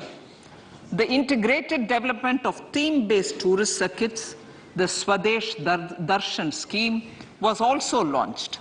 Under the Vibrant Villages program, tourism infrastructure and amenities will be facilitated in border villages. Unity Mall. States will be encouraged to set up a Unity Mall in their state capital or most prominent tourism center or the financial capital for promotion and sale of their one district, one product and GI products and other handicraft products, and for providing space for such products of all other states as well. Sir, priority number 7, financial sector. Our reforms in the financial sector and innovative use of technology have led to financial inclusion at scale, better and faster service delivery, ease of access to credit, and participation in financial markets. This budget proposes to further these measures. Credit guarantee for MSMEs. Last year, I proposed revamping of the credit guarantee scheme for the MSMEs.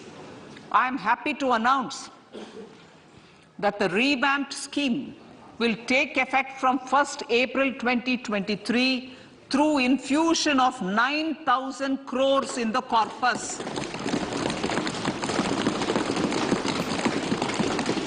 This will enable additional collateral-free guaranteed credit of 2 lakh crores of rupees.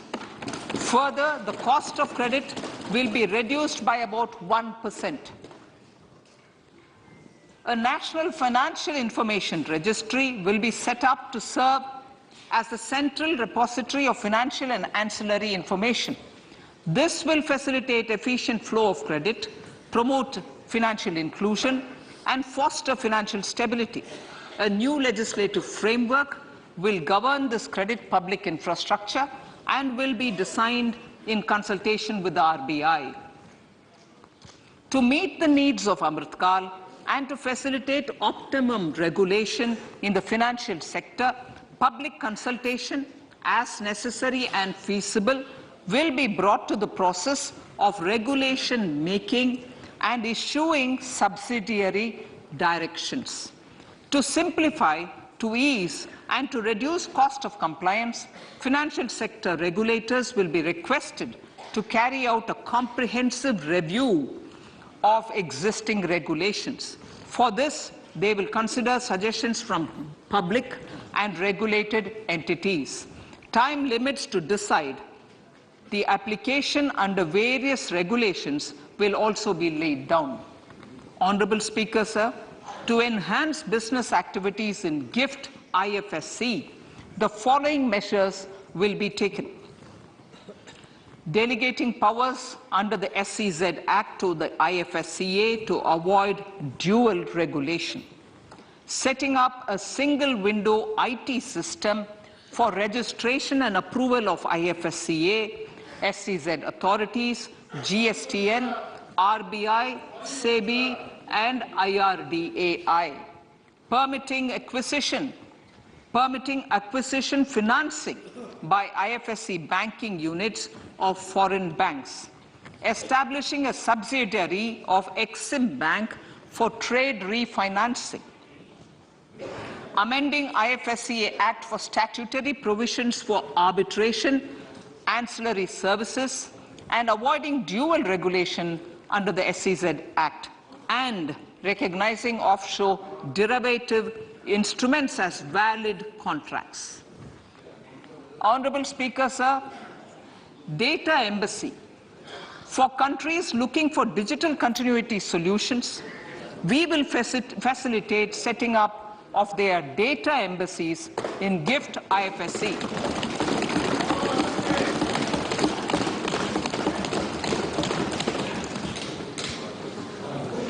improving governance and investor protection in banking sector. To improve bank governance and enhance investors' protection, certain amendments to the Banking Regulation Act, the Banking Companies Act, and the Reserve Bank of India Act are being proposed. Capacity building in securities market. Honorable Speaker, sir, to build capacity of functionaries and professionals in the securities market, SEBI will be empowered to develop, regulate, maintain, and enforce norms and standards for education in the National Institute of Securities Markets and to recognize award of degrees, diplomas, and certificates. A central processing center will be set up for faster response to companies through centralized handling of various forms filed with field officers under the Companies Act. Reclaiming of shares and dividends. For investors to reclaim unclaimed shares and unpaid dividends from the Investor Education and Protection Fund Authority with ease, from the Investor Education and Protection Fund Authority with ease, an integrated IT portal will be established. Digital payments continue to find wide acceptance. In 2022, they show an increase of 76% in transaction and 91% in value. Fiscal support for this digital public infrastructure will continue in 2023-2024. Azadi Ka Amrit Mahotsav, Mahila Samman Bachat Patra. For commemorating Azadi Ka Amrit Mahotsav, a one-time new small savings scheme, Mahila Samman Savings Patra or Savings Certificate, Mahila Samman Savings Certificate will be made available for a 2-year period up to March 2025. This will offer deposit facility up to 2 lakh in the name of a woman or girls for a tenure of 2 years at fixed interest rate of 7.5% with partial withdrawal option. Senior citizens. The maximum deposit limit for senior citizens savings scheme will be enhanced from 15 lakh to 30 lakhs of rupees.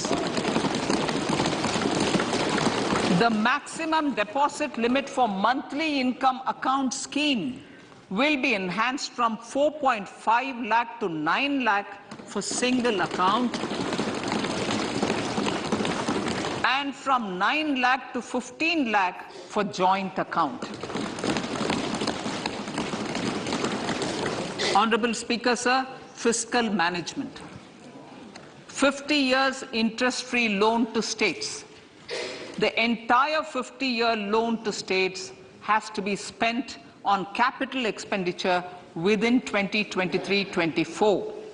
Most of this will be at the discretion of the states, but a part will be conditional on states increasing their actual capital expenditure.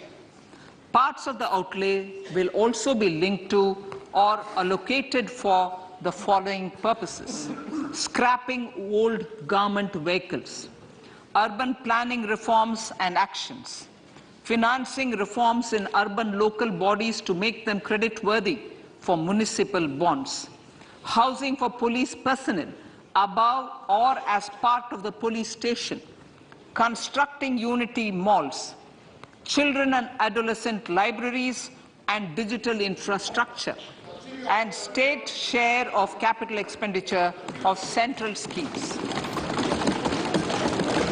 Honorable Speaker, sir, fiscal deficit of states. States will be allowed a fiscal deficit of 3.5% of GSDP, of which 0.5% will be tied to power sector reforms. Revised estimates 2022 to 2023. The revised estimate, Honorable Speaker, sir, of the total receipts other than borrowing is 24.3 lakh crores, of which the net tax receipts are 20.9 lakh crores. The revised estimate of the total expenditure is 41.9 lakh crores of rupees, of which the capital expenditure is about 7.3 lakh crores. The revised estimate of the fiscal deficit is 6.4% of GDP, adhering to the budget estimate. So budget estimates of 2023-24. Coming to 2023-24, the total receipts other than borrowings and the total expenditure are estimated at 27.2 lakh crores and 45 lakh crores respectively. The net tax receipts are estimated at 23.3 lakh crores. The fiscal deficit is estimated to be 5.9% of the GDP. In my budget speech for 21-22, I had announced that we plan to continue the path of fiscal consolidation, reaching a fiscal deficit of below 4.5% by 2025-26, with a fairly steady decline over the period. We have adhered to this path, and I reiterate my intention to bring the fiscal deficit below 4.5% of GDP by 2025-26. To finance the fiscal deficit in 2023-24, the net market borrowings from dated securities are estimated at 11.8 lakh crores.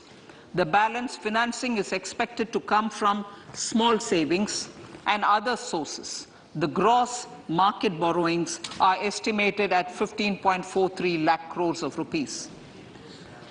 Honorable Speaker, sir, I now move to Part B.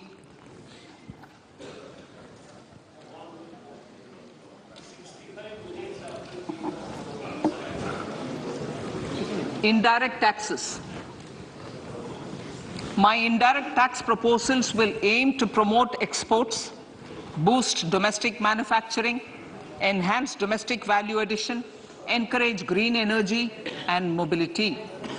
A simplified tax structure with fewer tax rates helps in reducing compliance burden and improving tax administration. I propose to reduce the number of basic customs duty rates on goods other than textiles and agriculture from 21 to 13. As a result, there are minor changes in the basic custom duties, cesses and surcharges on some items including toys, bicycle, automobiles and naphtha. Green mobility.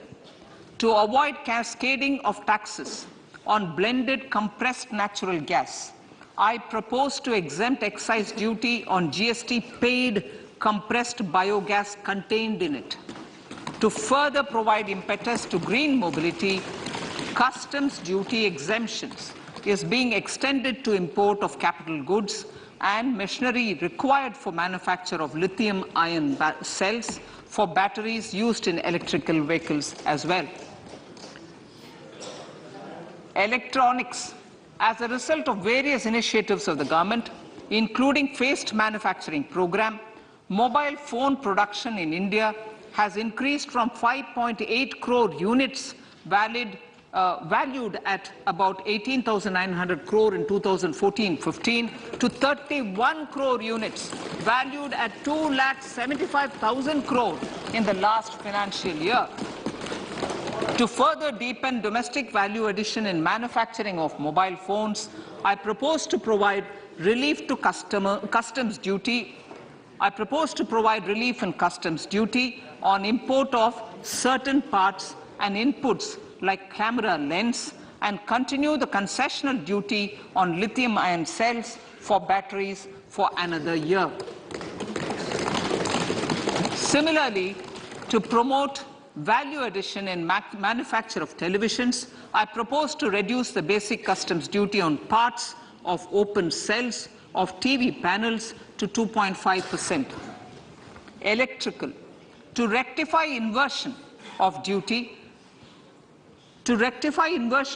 structure and encourage manufacturing of electric kitchen chimneys, the basic custom duty on electric kitchen chimney is being increased from 7.5% to 15%, and that on heat coils for these is proposed to be reduced from 20% to 15%. Chemicals and petrochemicals. Denatured ethyl alcohol is used in chemical industry. I propose to exempt basic customs duty on it. This will also support the ethanol blending program and facilitate an endeavor for energy transition. Basic customs duty is also being reduced on acid-grade fluorospar from 5% to 2.5% to make the domestic fluorochemicals industry competitive. Further, the basic customs duty on crude glycerin for use in manufacture of epichlorohydrin is proposed to be reduced from 7.5% to 2.5%.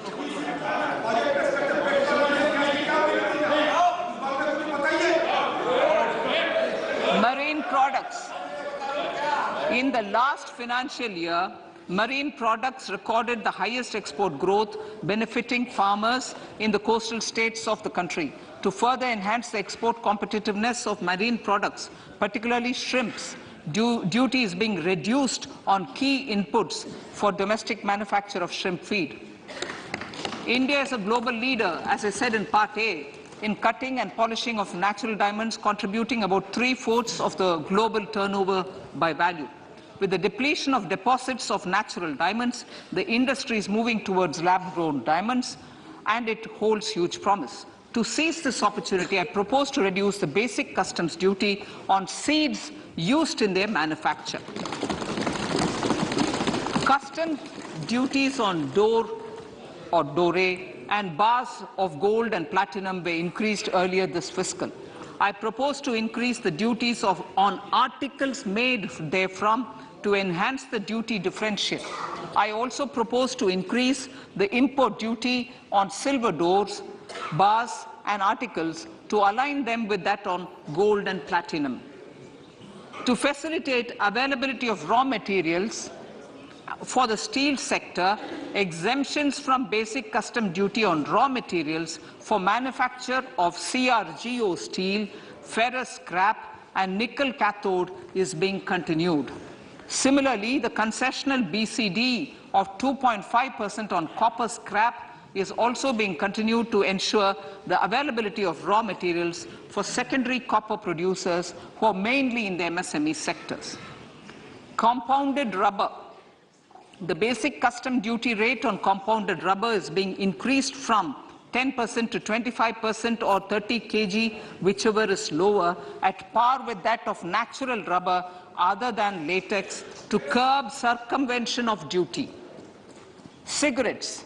National calamity contingent duty on specified cigarettes was last revised 3 years ago. This is proposed to be revised upwards by about 16%. Direct taxes. I now come to my direct tax proposals. Honorable Speaker, these proposals aim to maintain continuity and stability of taxation, further simplify and rationalize various provisions to reduce the compliance burden, promote the entrepreneurial spirit, and provide tax relief to citizens. It has been constant endeavor of the Income Tax Department to improve taxpayer services by making compliance easy and smooth. Our taxpayers portal received a maximum of 72 lakh returns in a day, processed more than 6.5 crore returns this year. Average processing period reduced from 93 days in financial year 13-14 to 16 days only now. And 45% of the returns were processed within 24 hours. We intend to further improve this, roll out the next generation common IT return form for taxpayer convenience, and also plan to strengthen the grievance redressal mechanism. MSMEs and professionals. MSMEs are growth engines of our economy. Micro enterprises with turnover up to 2 crore of rupees and certain professionals with turnover of up to 50 lakh rupees can avail the benefit of presumptive taxation. I propose to provide enhanced limits of 3 crore and 75 lakh respectively to the taxpayers whose cash receipts are no more than 5%. Whose cash receipts are no more than 5%. Moreover, to support MSMEs in timely receipt of payments, I propose to allow deduction for expenditure incurred on payments made to them only when payment is actually made. Cooperation. Cooperation is a value to be cherished. In realizing our Prime Minister's goal for Sehkar Se Samriddhi and his resolve to connect the spirit of cooperation with the spirit of Amrit Kal, in addition to the measures proposed in Part A, I have a slew of proposals for the cooperation sector. First, new cooperatives that commence manufacturing activities till 2024, 31st March, shall get the benefit of a lower tax rate of 15%, as is presently available to new manufacturing companies. Secondly, I propose to provide an opportunity to sugar cooperatives to claim payments made to sugarcane farmers for the period prior to the assessment year 2016-17 as expenditure. This is expected to provide them a relief of almost 10,000 crores. Thirdly, I am providing a higher limit of 2 lakh per member for cash deposits to loans in cash by primary agricultural cooperative societies and primary cooperative agriculture and rural development banks. I repeat that. Thirdly, I am providing a higher limit of 2 lakh per member for cash deposits to and loans in cash by primary agricultural cooperative societies and primary cooperative agricultural and rural development banks. Similarly, a higher limit of 3 crore for TDS on cash withdrawal is being provided to cooperative societies. Startups.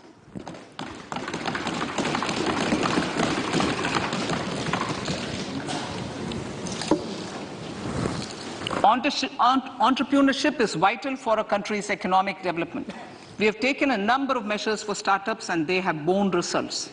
India is now the third largest ecosystem for startups globally and ranks second in innovation quality among middle-income countries. I propose to extend the date of incorporation for income tax benefits to startups from 31/3/2023 to 31/3/2024. I further propose to provide the benefit of carry forward of losses on change of shareholding of startups from 7 years of incorporation to 10 years.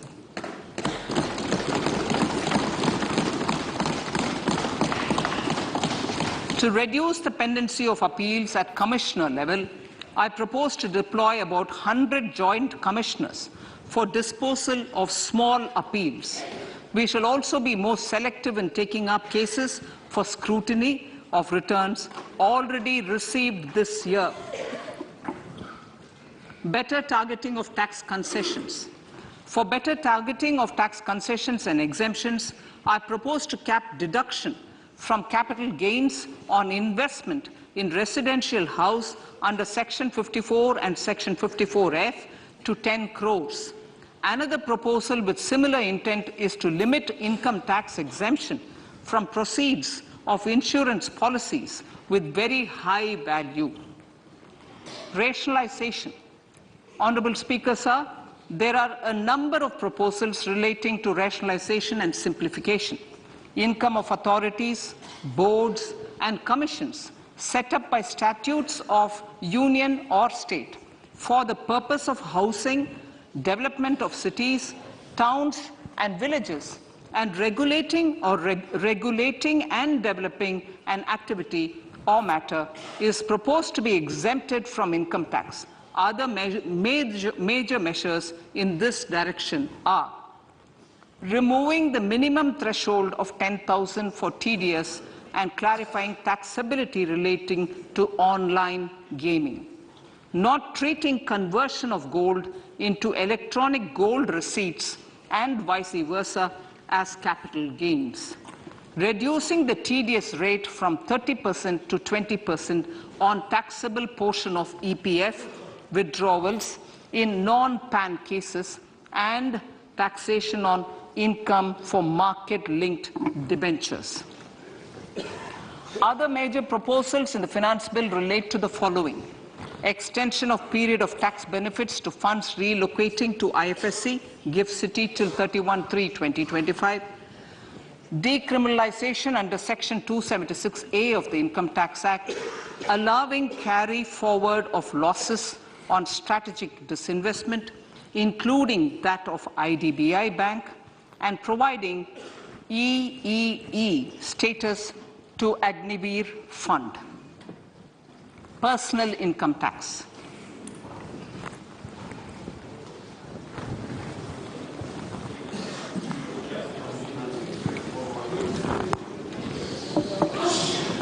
Now I come to what everyone is waiting for. Personal income tax. I have 5 major announcements to make in this regard. These primarily benefit our hard-working middle class. The first one concerns rebate. Currently, those with income up to 5 lakh do not pay any income tax in both old and new regimes. I propose to increase the rebate limit to 7 lakhs in the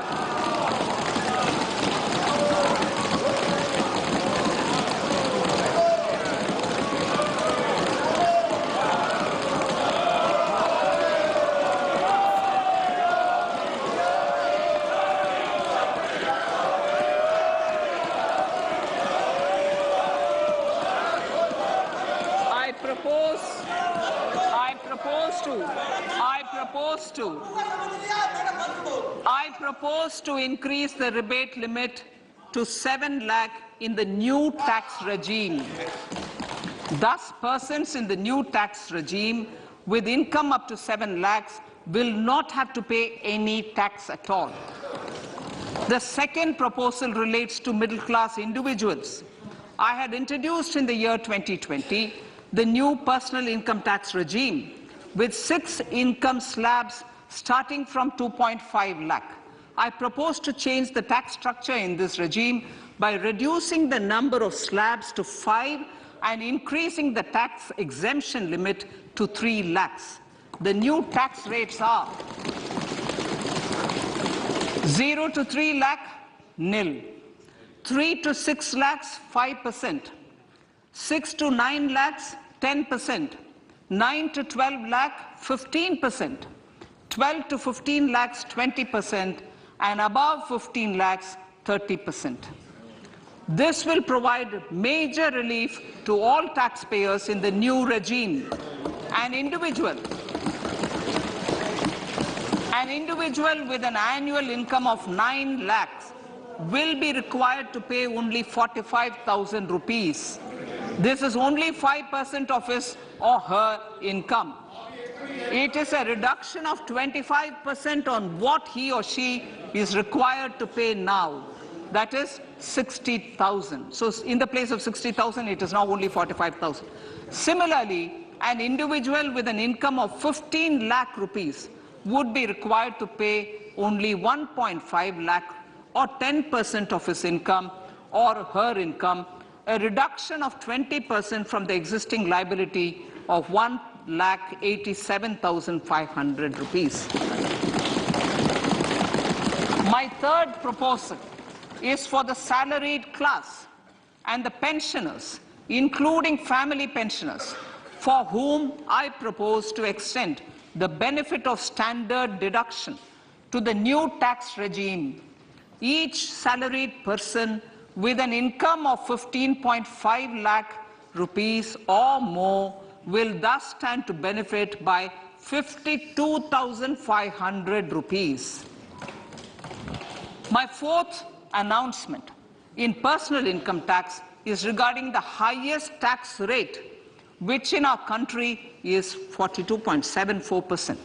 This is among the highest in the world. I propose to reduce the highest surcharge rate from 37% to 25% in the new tax regime.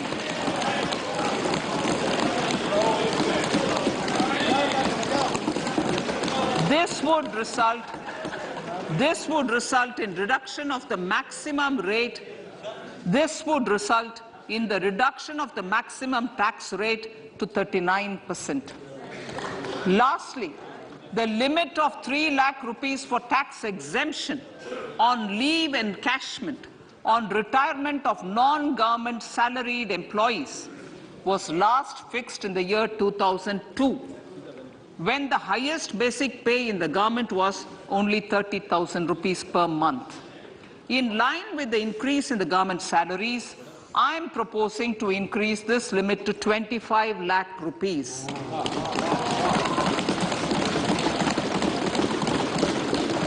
We are also making the new income tax regime as the default tax regime. However, citizens will continue to have the option to avail the benefit of the old tax regime. Apart from these, I am also making some other changes as given in the annexure. As a result of these proposals, revenue of about 38,000 crore to 37,000 crore in direct taxes and rupees 1,000 crore in indirect taxes will be foregone, while revenue of about 3,000 crore will be additionally mobilized. Thus, the total revenue foregone is about 35,000 crores annually. Honorable Speaker, sir, with these words, I commend the budget to this August House.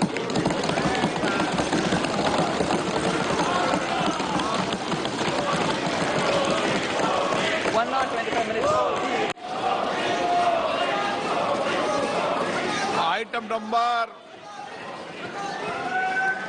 1, माननीय item number 2 Shrimati Nirmala Sitharaman जी.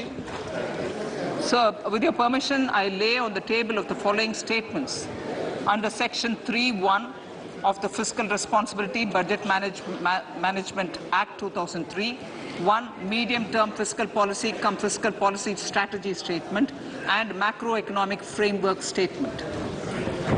माननीय सदस्यगण, जैसा कि आपको समाचार भाग 2 के माध्यम से पहले ही सूचित किया जा चुका है कि माननीय वित्त मंत्री जी के बजट भाषण की प्रतियां हार्ड कॉपी के रूप में उपलब्ध कराई गई है. आप बजट भाषण की अपनी अपनी प्रति प्रकाशन पलक से ले लें. आपको ये भी सूचित किया जाता है कि माननीय मंत्री द्वारा बजट प्रस्तुत किए जाने के पश्चात उसकी प्रतियां आपको मेंबर्स पोर्टल के माध्यम से उपलब्ध करा दी जाएगी. आइटम नंबर 3, माननीय मंत्री जी, वित्त मंत्री जी. એ ખાસ અત્યારે જેટલા પણ મહત્વની જાહેરાતો હતી તે 7 મહત્વની પ્રાયોરિટીઝ નાણામંત્રી આ વખતે સેટ કરી હતી અને આ 7 પ્રાયોરિટીઝ પર તો તેમનું ફોકસ હતું જ. ટેક્સને લઈને જે કોઈ પણ ચર્ચાઓ ચાલી રહી હતી તો ફાઇનલી જાહેરાતો ઘણી બધી થઈ છે, પણ આને લઈને થોડું આપણે સમજવું પડશે કે કઈ રીતે તે આગળ વધતું જોવા મળે છે. પણ પ્રાઇમા ફેસી રિએક્શન આ સમગ્ર જે બજેટની ખાસ સ્પીચ દરમિયાન અમારા સૌ કોઈમાંથી સૌથી સાયલેન્ટ હતા તે હતા યોગેશ સર. તો સર હું તમારા પાસે જ સૌથી પહેલાં આવીશ. બેઝિકલી જે પ્રકારનું ઓવરઓલ મને એવું લાગે છે કે જેટલા પણ સેક્ટર્સ છે બધાને ટચ કરવાની કોશિશ કરવામાં આવી છે. આપણે જે હોપ્સ રાખી રહ્યા હતા કે એટલીસ્ટ જેને કહેવામાં આવે કે બધા એવા સેક્ટર્સ છે કે જેને કંઈક ખુશ કરવામાં આવે, લોકોને ખુશ કરવાના એફર્ટ્સ જે છે તે ખાસ કરવામાં આવે. લાગી રહ્યું છે લગભગ કે અહીંયાથી ગ્રોથ પર પણ ફોકસ સરકારે હટાવ્યું નથી અને થોડી કોશિશ જરૂર કરી છે લોકોને ખુશ કરવા માટે. સર યશભાઈ, જો આપણે ડિસ્કસ કર્યું એ પ્રમાણે આ બજેટ ઇલેક્શન પહેલાંનું બજેટ છે, એટલે કંઈ મોટા ચેન્જીસ આવે એવી આશા હતી નહીં. તો એ પ્રમાણે જ થયું છે કે ભાઈ એવા કોઈ મોટા ચેન્જીસ નથી આવ્યા. બીજું બ્રોડ નંબર્સ જે આપ્યા છે, ખાસ કરીને ફિસ્કલ ડેફિસિટના નંબર હો કે ગ્રોસ બોરોઈંગ અને નેટ બોરોઈંગના નંબર્સ છે, એક્સપેન્ડિચર્સના નંબર્સ છે, ખાસ કરીને કેપેક્સનો નંબર જે આપણે બધાએ જોયો એ એક ખાસો એવો વધીને આવ્યો છે. સો બ્રોડ સ્પીકિંગ તમે જુઓ આ નંબર્સ બી માર્કેટ એક્સપેક્ટેશન્સ કરતાં થોડા બેટર છે, આઈ વુડ સે, રાઈટ. ત્રીજું જે બધાને દર વખતે આશા હોય છે, મિડલ ક્લાસને ટેક્સેશનમાં રાહત જોતી હોય છે, અને એના ઉપર જે ઇન્ટરેસ્ટ જે નંબર્સ આવ્યા છે કે ભાઈ નવી ટેક્સ રિજીમમાં આપણને બેનિફિટ મળ્યો છે. જે લોકો 9 લાખની સેલેરી હોય એને પહેલાં 60,000 ટેક્સ ભરવો પડતો હતો, હવે 45,000 થશે, અને 15 લાખવાળાને 187માંથી 1.5 લાખ થશે. સો આ ડેફિનેટલી પોઝિટિવ મળ્યું. એટલે તમે નેટ જુઓ તો, અને સેક્ટર્સ ઓફકોર્સ તમે કીધું પ્રમાણે રેલવેઝના 2,40,000નો આંકડો આવ્યો છે, which is slightly better than the last year number. અને બ્રોડલી જે ગ્રીન હાઇડ્રોજનનો આખો ફોકસ હતો એ પણ આવ્યો છે. સો અને બીજું જે નેગેટિવ એક્સપેક્ટેશન્સ હતું, એક એક્સપેક્ટેશન હતું કે ભાઈ કેપિટલ ગેઇન્સ ટેક્સમાં એસેટ ક્લાસની ડેફિનેશન્સ ચેન્જ કરવામાં આવશે, એમાં કંઈ ટચ પણ નથી થયું, એટલે કંઈ એમાં ડિસઅપોઇન્ટમેન્ટનો સવાલ આવતો નથી. તો બ્રોડલી તમે કીધું પ્રમાણે બધા સેક્ટરને કંઈક ને કંઈક ટચ થવામાં આવ્યું છે. બધાને જ આપણે કહીશું કે ખુશ કરવામાં આવ્યા છે. ઇનફેક્ટ ઇનડાયરેક્ટ ટેક્સીસમાં પણ કસ્ટમ ડ્યુટીઝમાં જે અપકમિંગ સેક્ટર્સ છે ગ્રીન હાઇડ્રોજન માટે કે બેટરીઝ માટે, એમાં પણ ખાસા એવા કસ્ટમ ડ્યુટીમાં રેટ્સમાં આપણે ઘટાડો જોવા મળ્યો, મોબાઈલ ફોનના ઇક્વિપમેન્ટ્સમાં ઘટાડો જોવા મળ્યો. સો બ્રોડ સ્પીકિંગ ડેફિનેટલી આ બેટર દેન એક્સપેક્ટેડ બજેટ આપણે આને કહેશું, અને બધા નંબર્સ અચીવેબલ થાય એવી આશા રાખીએ. ઓબ્વિયસલી નેક્સ્ટ યરનો ગ્રોથ એસ્પેક્ટ્સ જોવો પડશે, whether we will be able to achieve that GDP growth. તો એક ઓવરઓલ આપણને એક બધા જ ક્લાસીસને ખુશ કરવામાં આવ્યા છે. Growth oriented budget, people's budget, voters budget એમ પણ કહી શકાય, અને ઓલ થ્રુઆઉટ ધ આપણે લેવલ ઓફ જોઈએ તો બધાને ખુશ કરવામાં આવ્યા છે. પણ આપણી સાથે મુકેશભાઈ જોડાઈ ગયા છે, ટેક્સ એક્સપર્ટ, અને આઈ થિંક ફર્સ્ટ આપણું પ્રાઇમરી ફોકસ ત્યાં છે કે કેટલો આપણો ટેક્સ બચવાનો છે. મુકેશભાઈ, કઈ રીતે જુઓ છો personal taxation point of view, જે સ્લેબ્સ ન્યૂ રિજિયમમાં જે ઓછા કરવામાં આવ્યા છે, 5 સ્લેબ્સ કરવામાં આવ્યા છે, અને ત્યાં બેનિફિટ જે અપાયો છે, કઈ રીતે તમે જોઈ રહ્યા છો? હું માનું છું કે આને આવકવેરા ભરતા કરદાતાઓ માટે સાચા અર્થમાં એમને અમૃત મંથન મળ્યું હોય, સિંચન મળ્યું હોય એ પ્રકારનું છે. Because after a very long time I think they have got it. 2.5 lakh થયા ઇઝ નોટ વેરી એક્સાઇટિંગ. ઠીક છે, બરાબર છે, કારણ કે તો તમારા 50,000 વધે એમાં તમારા 5% ટેક્સ બચે. પણ what is significant is across the board એમણે જે ફાયદો આપ્યો છે, જે કેટલાક રેશનલાઇઝેશન એમણે ખાસ કરીને મિડલ ક્લાસ માટે કર્યા છે. એટલે સરકારનું ફોકસ બહુ ક્લિયર છે કે they want tax payers to go towards the new scheme. પણ ન્યૂ સ્કીમની અંદર જે 2-3 મોટા જેને રોડ બ્લોક્સ કહીએ, કે એક તો સેલરીડ ને સ્ટેન્ડર્ડ ડિડક્શન મળતું, બીજું કે રિબેટ જે ન્યૂ સ્કીમમાં હોય તો એ લોકોને મળે નહીં. એટલે આ કારણસર new scheme had not really taken of.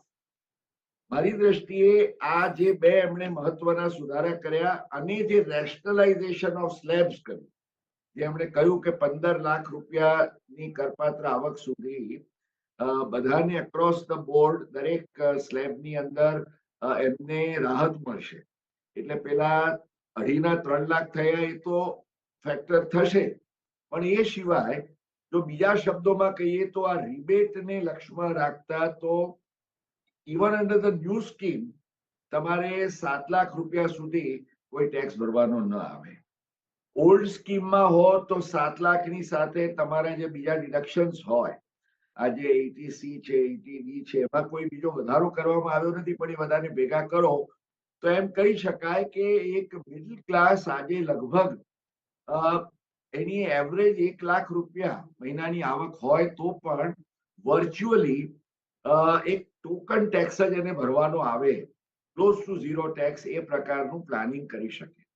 એટલે I think middle class tax પેયર્સને માટે આ અંદાજપત્રમાં ખરેખર ઘણી પ્રતીક્ષા કર્યા બાદ એમને કંઈક મળ્યું છે. આઈ થિંક વેરી સિગ્નિફિકન્ટ છે કે લીવ એન્કેશમેન્ટ 12 વર્ષે બાવો બોલ્યો એના જેવી વાત છે કે 2002 પછી એમાં કોઈ સુધારો કરાયો નહોતો. In fact after almost 20 years plus એમણે આ 3 લાખના જે એમણે સિગ્નિફિકન્ટ વધારીને ઓલમોસ્ટ 10 times કર્યા છે લીવ એન્કેશમેન્ટમાં, એટલે equating it with the government servants. I think this was a major anomaly એ એમણે કહ્યું છે. લગભગ એમ કહીએ તો 37,000 કરોડ ની ડાયરેક્ટ ટેક્સની રિલીફ છે. હવે રિલીફ ક્યાં છે એને નેટ કરવામાં બીજે ક્યાં ક્યાં વધારો થયો છે એ જોવાનું છે. પણ even the above middle class tax payers, એટલે 1 કરોડ ને 2 કરોડ કે 5 કરોડ ઉપરના કરદાતાઓને પણ જે ખાસ તો એક સરચાર્જમાં જે 37%, આઈ થિંક દેટ વોઝ તમારા માથા કરતા પાઘડી મોટી એ પ્રકારનો, your maximum rate was 30, surcharge was 37.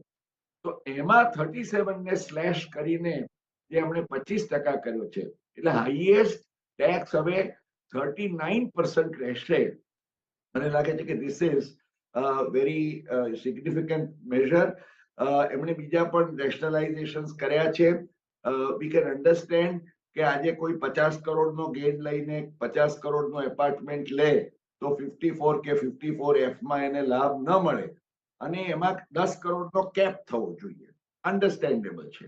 એટલે આઈ વુડ સે કે અ વેરી બેલેન્સ અને ઇક્વિટેબલ કહી શકાય એવું અંદાજપત્ર છે. જો કે ફાઇનાન્સ બિલની અંદર પેલી ગુગલીઓ તો છુપેલી હોય છે, એટલે we will have to read in between the lines, અને એવી કઈ બીજી ગુગલીઓ નીકળે છે એ આપણે જોવી પડશે. But my first reaction is after a long time this is a budget which will definitely please not just the middle class, even the higher middle class and the upper class taxpayers. એટલે across the board દરેક જણને માટે એક આ અમૃતકાલનું સીમાચિહ્ન રૂપ અંદાજપત્ર હું ગણીશ. મુકેશભાઈ, તમારી પાસે હું ક્વિકલી આવીશ 2 જ મિનિટમાં, પણ માર્કેટનું એક રિએક્શન તમે જ કહી રહ્યા હતા હમણાં જ કે બધાને ગમશે, તો એ ક્લિયરલી જોવા મળી રહ્યું છે. 1.5% વધુ ઉપર અત્યારે આજે જે ગઈકાલે ક્લોઝ નિફ્ટીનો હતો 17,662નો, તે અત્યારે 17,947ના ઉચ્ચતમ સ્તરો બનાવી ચૂક્યું છે. જસ્ટ ઇન્ટ્રાડે બેઝિસ પર હું અત્યારે જોઉં છું ત્યાં સુધીમાં. અને બેંક નિફ્ટી પણ જોવા મળી રહ્યું છે કે જે ઉચ્ચતમ સ્તરો છે 41,678, જે ગઈકાલના ક્લોઝ હતા 40,655. આવી પરિસ્થિતિમાં બહુ સરસ એક્શન જે છે તે જોવા મળી રહ્યું છે. એક વખત ટેકનિકલ વ્યૂ જે છે તે પ્રદીપ આપના પાસેથી ક્વિકલી લઈ લઈએ, બીકોઝ બહુ સરસ એક્શન જે છે તે માર્કેટમાં યથાવત છે. રિએક્શન આપના તરફથી પોસ્ટ બજેટ. જી બિલકુલ.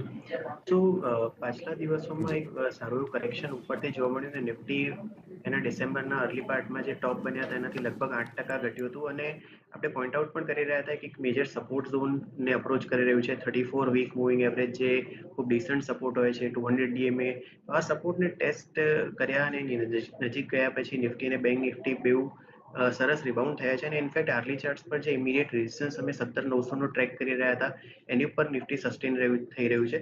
આઈ થિંક સારી એવી પ્રોબેબિલિટી છે કે આગળ જતાં આપણે 18,200ના લેવલ્સ જોઈ શકીએ જે જાન્યુઆરીના ટોપ હતા. સિમિલરલી અગર જો બેંક નિફ્ટીની વાત કરીએ તો અહીંયા પણ જે ઇમિડિયેટ રેઝિસ્ટન્સ હતો 41,500, 41,600નો, એની ઉપર ટ્રેડ થઈ રહ્યું છે બેંક નિફ્ટી. તો અહીંયા પણ મારી હિસાબે પ્રોબેબિલિટી છે કે 43,100ના જે લેવલ આપણે જોયા હતા જાન્યુઆરીમાં એ ટેસ્ટ થાય. મારા હિસાબે અહીંથી પણ એક અપમૂવ છે એક્સટેન્ડ થઈ શકે.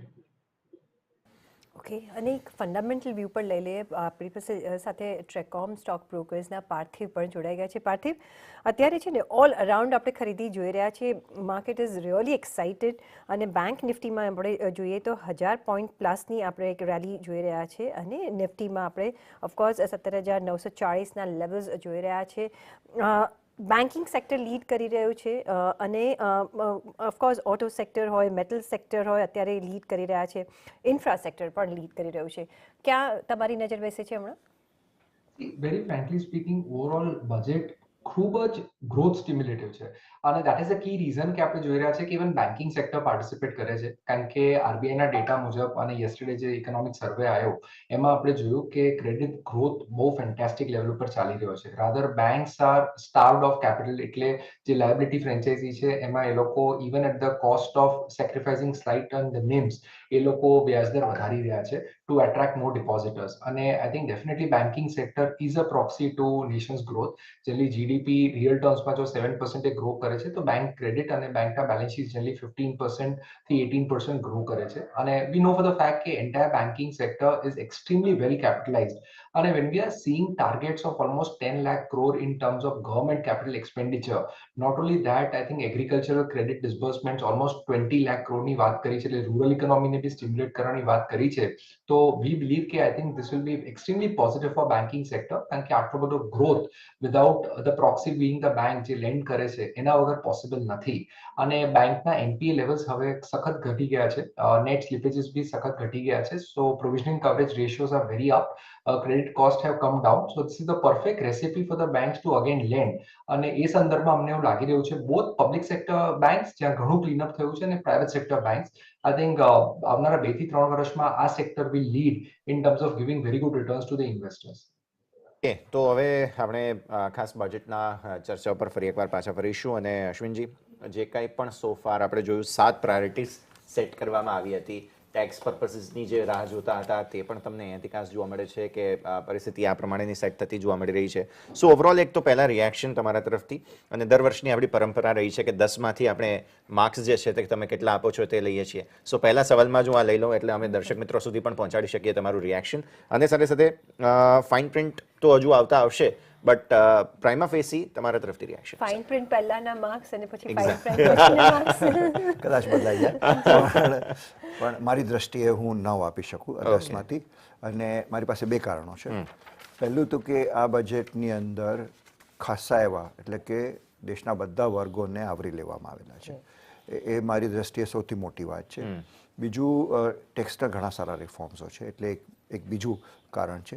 પણ મેક્રો જે નંબર્સ છે તમારી સામે જે આવે છે એમાં એક પ્રકારની પ્રુડન્સી, એક પ્રકારનું પ્રુડન્ટ એપ્રોચ, હજી પણ 5.9%ની ડેફિસિટ જીડીપીને રાખવાની એક પ્રકારનો પ્રયાસ છે આ બજેટની અંદર, which is really giving the stability to this particular budget. In fact, મારી દ્રષ્ટિએ ફિનાન્શિયલ ઇન્વેસ્ટર્સ, ખાસ કરીને ફોરેન ફિનાન્શિયલ ઇન્વેસ્ટર્સ, ડેફિસિટના નંબરને અને જે પરફોર્મન્સ છે ખાસ કરીને બેન્કિંગ સિસ્ટમનું અને ફિનાન્શિયલ સર્વિસ સેક્ટરનું જે છે એને તો જરૂર નજર આપશે. એટલે હું ડેફિનેટલી 9 માર્ક્સ આપું. જ્યાં સુધી પ્રોગ્રામનો પ્રશ્ન છે તો તમે જોઈ શકશો સપ્તર્ષિ પ્રોગ્રામની અંદર, 7 પ્રોગ્રામની અંદર પહેલાં જે 6 પ્રોગ્રામ્સો છે, વુમન એમ્પાવરમેન્ટથી લઈને, ટુરિઝમથી લઈને, યુથથી લઈને, એ બધાની અંદર ક્યાંક તમને heavy order of digital transformation, એટલે કે એક પ્રકારની ડિજિટલ પેલી જે છે અત્યારે ક્ષમતા આપણી ઇન્ડિયાની એને યુઝ કરવામાં આવેલી છે, વિચ ઇઝ રિમાર્કેબલ. મારી દ્રષ્ટિએ જો આપણે આ બજેટને બીજી બધી કન્ટ્રીઝોના બજેટ અથવા જેના સ્ટેટમેન્ટ્સો હોય, પબ્લિક અકાઉન્ટ સ્ટેટમેન્ટ્સો હોય, એની સાથે તમે કમ્પેર કરવા બેસો તો કદાચ આ દેશની જે ડિજિટલ, ખાસ કરીને જે ટેકનોલોજીની જે નોલેજની જે બેઝ છે એને સરસમાં સરસ રીતે યુઝ કરવામાં આવી છે. સરકાર સાથે ટેકનોલોજી ઇન્ડસ્ટ્રી આટલી ક્લોઝલી વર્ક કરી હોય એ કદાચ વિશ્વભરમાં પહેલું ફર્સ્ટ ટાઈમ થઈ રહ્યું છે કદાચ. એટલે એ આપણે જરૂર એક્સેપ્ટ કરવું પડે. 2 કે 3 મહત્ત્વના મુદ્દાઓને લેવામાં આવેલા છે જેને કદાચ આપણે ધ્યાન ના આપ્યું હોય. પણ પહેલી વાત હતી કે ફિનાન્સ સેક્ટરના બધા રેગ્યુલેટર્સ, એટલે બધા એક્ટ્સને અમેન્ડ કરવાની વાત છે. એટલે આરબીઆઈ એક્ટથી લઈને, બેન્કિંગ રેગ્યુલેશનથી એક્ટ લઈને, એરડાથી લઈને સેબી એક્ટ, બધા એક્ટ્સને ફરીથી અમેન્ડ કરવાની એક અનાઉન્સમેન્ટ, જાહેરાત કરવામાં આવી છે. અને એની અંદર બધા રેગ્યુલેટરોને પોતાના રેગ્યુલેશન્સોને રેશનલાઇઝ કરવાની 1 વર્ષની મુદત આપવામાં આવી છે.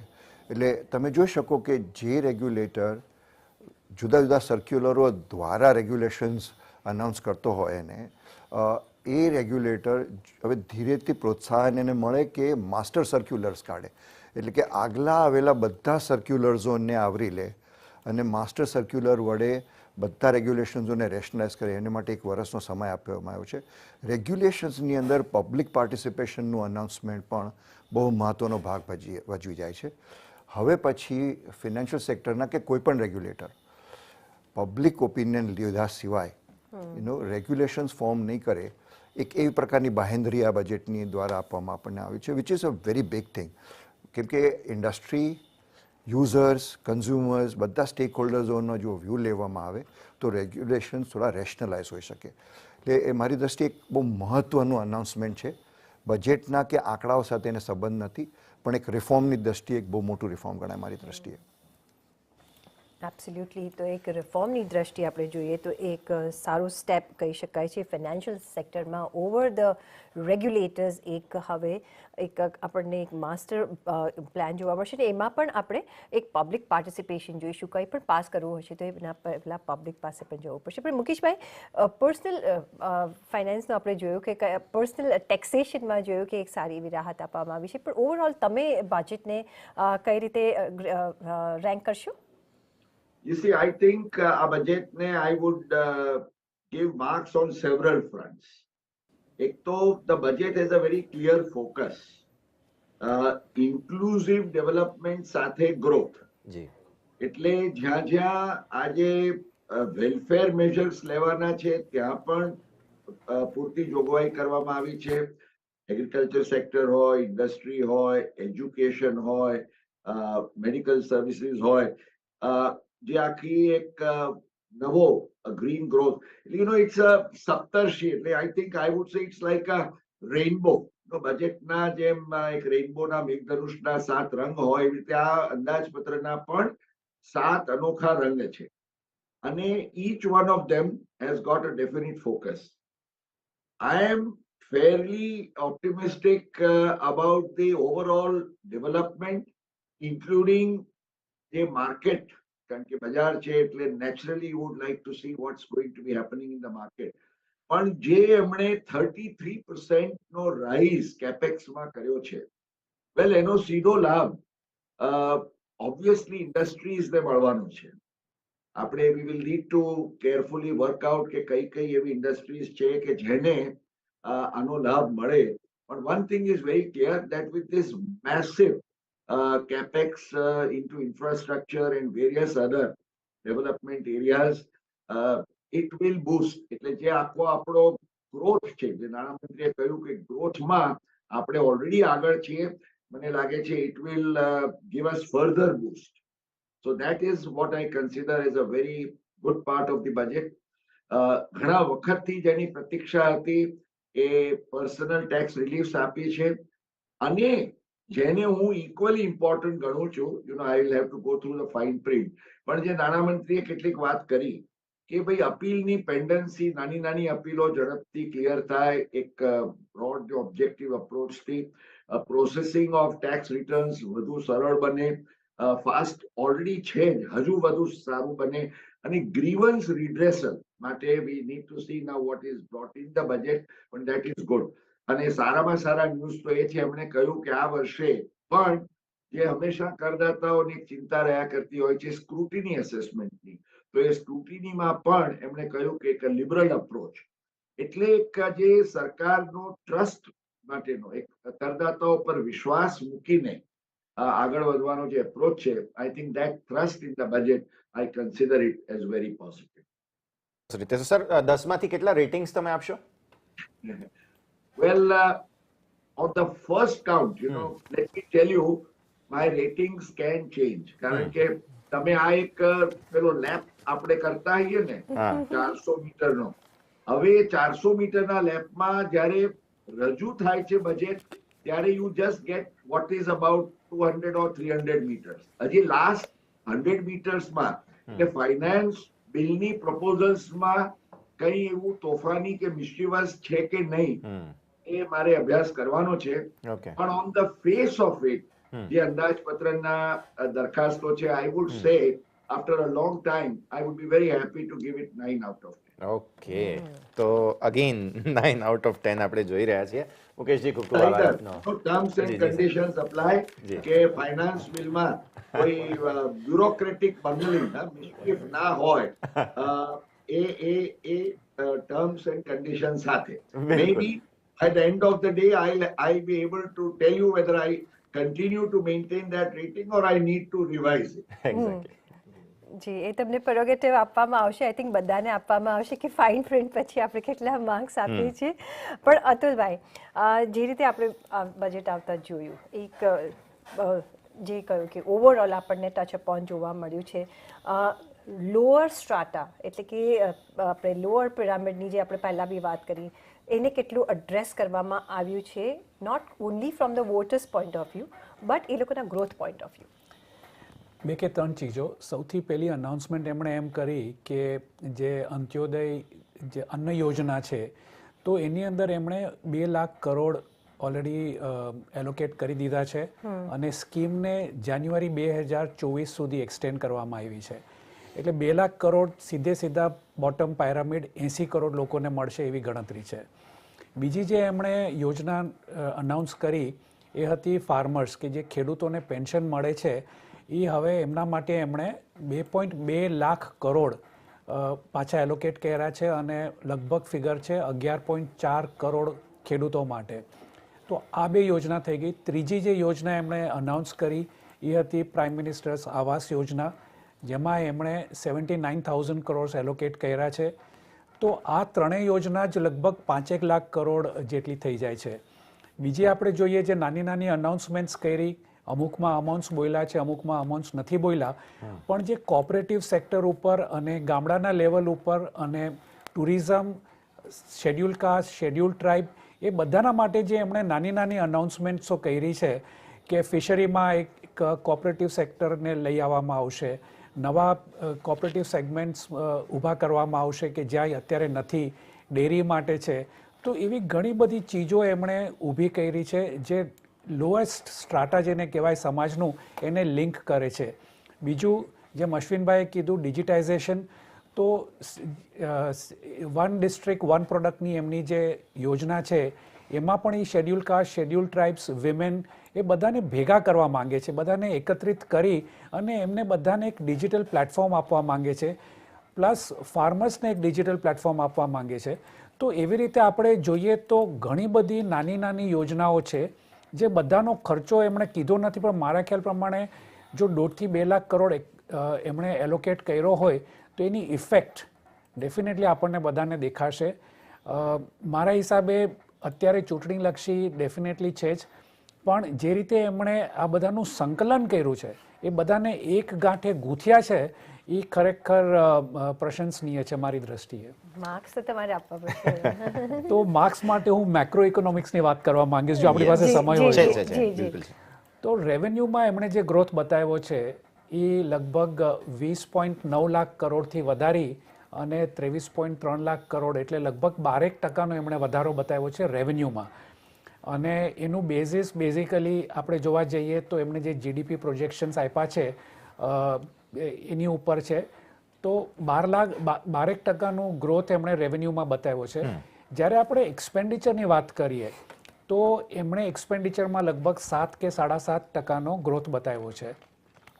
41.9 લાખ કરોડથી વધારી અને 45 લાખ કરોડ સુધીનો બતાવ્યો છે. તો બેઝિકલી એમણે રેવન્યુનો ગ્રોથ વધારે બતાવ્યો છે અને એક્સપેન્ડિચરનો ગ્રોથ ઓછો બતાવ્યો છે, અને એને લીધે કહે છે કે 5.9% ફિસ્કલ ડેફિસિટ પોસિબલ છે. ક્વેશ્ચન એ છે કે કેવી રીતે પોસિબલ છે? શું તમે ખર્ચો રિયલી કંટ્રોલ કરી શકશો? તો આપણે ખર્ચાનું થોડુંક એનાલિસિસ કરીએ. જેમ મેં કીધું, 2 લાખ કરોડ અન્ન યોજના, 2.2 લાખ કરોડ તમારી ફાર્મર્સ પેન્શન યોજના, ખેડૂતોની પેન્શન યોજના, અને 80,000 કરોડ પ્રાઇમ મિનિસ્ટર્સ આવાસ યોજના. 5 લાખ કરોડ તમારા ત્યાં જ ગયા. 13.7 લાખ કરોડ એમણે ઇન્વેસ્ટમેન્ટ માટે કીધા. માની લો આપણે 14 ગણીએ તો 14 ને 5 19 લાખ કરોડ તમારા ત્યાં થઈ ગયા. 10.5 થી 11 લાખ કરોડનું તમારું ઇન્ટરેસ્ટ હશે, કારણ કે આ વર્ષે એમણે જે એલોકેશન કર્યું છે એ 9.4 લાખ કરોડનું કર્યું. તો 9.4 લાખ કરોડના લગભગ 10.5 થી 11 લાખ કરોડ થઈ જશે. એટલે ઓવરઓલ આપણે જોઈએ તો 45 લાખ કરોડનો ખર્ચો છે, એમાંથી ટોપની 4 આઇટમ જ આપણે ભેગી કરીએ તો 30 લાખ કરોડ તો ત્યાંના ત્યાં જ થઈ ગયા. બીજી રીતે આપણે એને મૂલવીએ તો ઇન્ટરેસ્ટ જે છે એ અને તમારું જે નેટ બોરોઈંગ છે એ બંને લગભગ એક થઈ ગયા છે. એનો અર્થ એમ થાય છે કે તમે જેટલું પણ નવું બોરોઈંગ કરો છો એ તમે ફક્ત વ્યાજ ચૂકવવામાં આપો છો. તો આપણે દેશને ભૂલી જઈએ, આપણે કોઈ કંપનીની એનાલિસિસ કરીએ અને એમાં એમ કહીએ કે આ કંપની ખાલી નવું લોન લયા કરે છે ફક્ત વ્યાજ ચૂકવવા માટે, તો એ તો ડેટ ટ્રેપ કહેવાય એક દ્રષ્ટિએ, જે પરિસ્થિતિ બહુ સારી નથી. અને એની ઉપર એ સાયલન્ટ રહ્યા છે, એની ઉપર કોઈ સ્ટ્રેટેજી નથી, એની ઉપર કોઈ એવી લોંગ ટર્મ યોજના નથી કે આમાંથી આપણે કેવી રીતે બહાર નીકળશું. તો જે આને ઓછું કરવાનો રસ્તો એક જ છે કે તમે ખર્ચો ના કરો. તમે જે કેપિટલ એલોકેશન 13.7 lakhs કરો અત્યારે બતાવ્યું છે, પણ તમે ન કરો તો જ તમે આમાંથી ધીરે ધીરે બહાર નીકળી શકો એવું છે. તો મારા હિસાબે બધી જ રીતે સારું છે, સાંભળવામાં, દેખાવમાં, નંબર્સની દ્રષ્ટિએ બધી જ રીતે સારું છે, પણ ડેટ ટ્રેપને એડ્રેસ નથી કરી રહ્યું. અને જે પોસિબિલિટી છે 5.9ની એ ખાલી કેપિટલ ખર્ચો ઓછો કરીને જ આવશે. તો મારા હિસાબે એના નેગેટિવ થશે. એટલે ઓન ધ બેલેન્સ બધી જ રીતે જો તો આઈ એમ વેરી હેપી કે ફર્સ્ટ ટાઈમ જે કહીએ તો 5ની ઉપર મારા માર્ક્સ હશે, તો હું 7.5ના માર્ક્સ આપીશ. વાહ, ચલો, very critical, very critical, but તેમ છતાં પણ 7.5નો આંકડો જે છે તે જોવા મળી રહ્યો છે તુલજી તરફથી. આપણી સાથે મહેન્દ્રભાઈ પટેલ લિંકન ફાર્માજી સાથે પણ જોડાયેલા છે, તેઓ પણ આપણી સાથે. મહેન્દ્રભાઈ, આપની પાસે આવીશું. ફાર્મા સેક્ટરની ઇન પર્ટિક્યુલર જ્યાં સુધી વાત આવે છે, મેં જોયું 2 પર્ટિક્યુલર અનાઉન્સમેન્ટ છે. મેન્યુફેક્ચરિંગને સુધારવાની વાત છે અને એમએસએમઈને પ્રોત્સાહન આપવા માટેની જે કંઈ સ્થિતિ છે તે પણ ખાસ બહુ રસપ્રદ જગ્યા પર છે. તો ઓબ્વિયસલી રિસર્ચ એન્ડ ડેવલપમેન્ટનું પણ ખાસું ફોકસ છે. તો મહેન્દ્રભાઈ, તમારા તરફથી CNBC બજાર પર પરંપરા રહી છે 10માંથી અમે પહેલા રિએક્શન તરીકે માર્ક્સ પણ પૂછીએ છીએ. આ બજેટને કેટલા માર્ક્સ આપશો 10માંથી, અને તમારા ઇનપુટ્સ આ બજેટને લઈને? Sir, CR, I'm saving 15 lakh rupees. So this is big. And as this figure rises,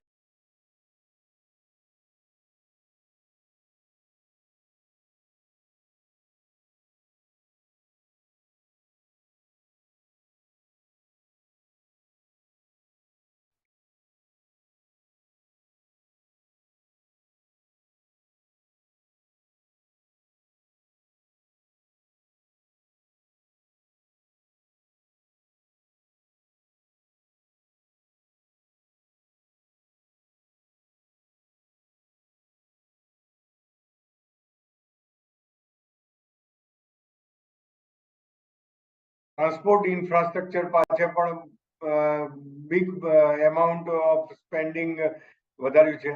MSME business માટે જોઈએ તો ડિજી લોકરની જે વ્યવસ્થા વાઇડલી કરવાની છે અને ડિજી લોકરના દસ્તાવેજને વેલિડિટી સર્ટિફાઈડ કરવાના છે, આ બહુ સારી વસ્તુ છે. એટલે ઇન્ડસ્ટ્રી પોતાનું ધ્યાન ઇન્ડસ્ટ્રી ચલાવવામાં આપશે, નહીં કે લીગલ ફોર્માલિટીમાં વધુ ટાઈમ બગાડવો નહીં પડે.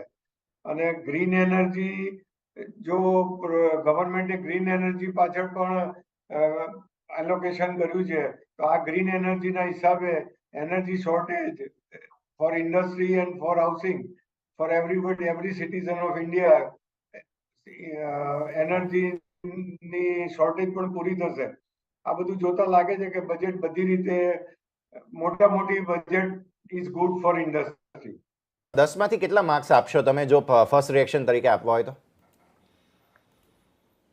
સામાન્ય રીતે જોવા જઈએ તો 8 માર્ક તો મળી જાય.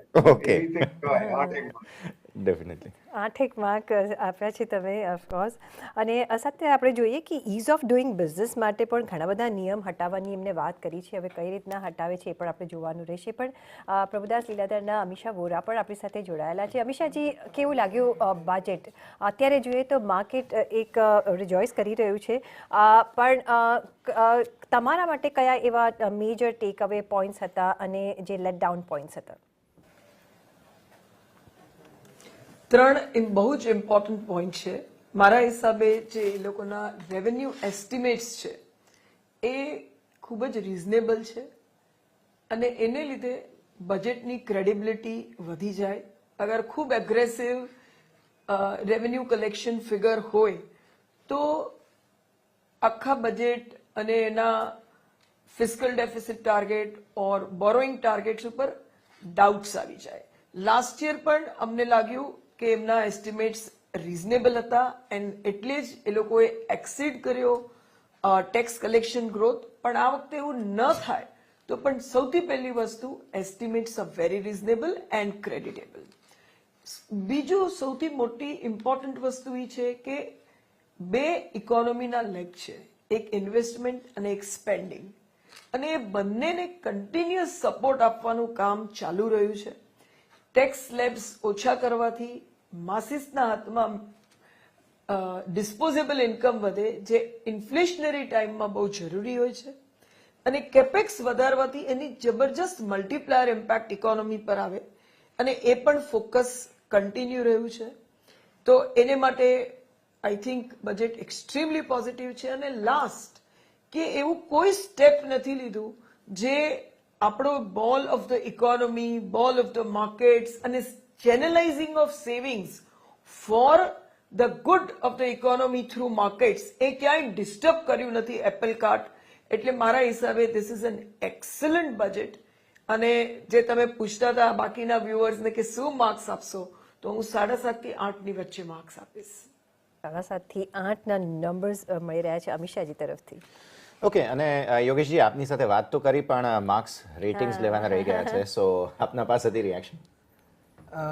જે તમને કીધું એ પ્રમાણે જે નંબર્સ છે એ પ્રમાણે પોઝિટિવ્સ છે અને રિઝનેબલ નંબર્સ છે, એટલે આપણે રેટિંગમાં 8નો માર્ક આપી શકીએ આઉટ ઓફ 10.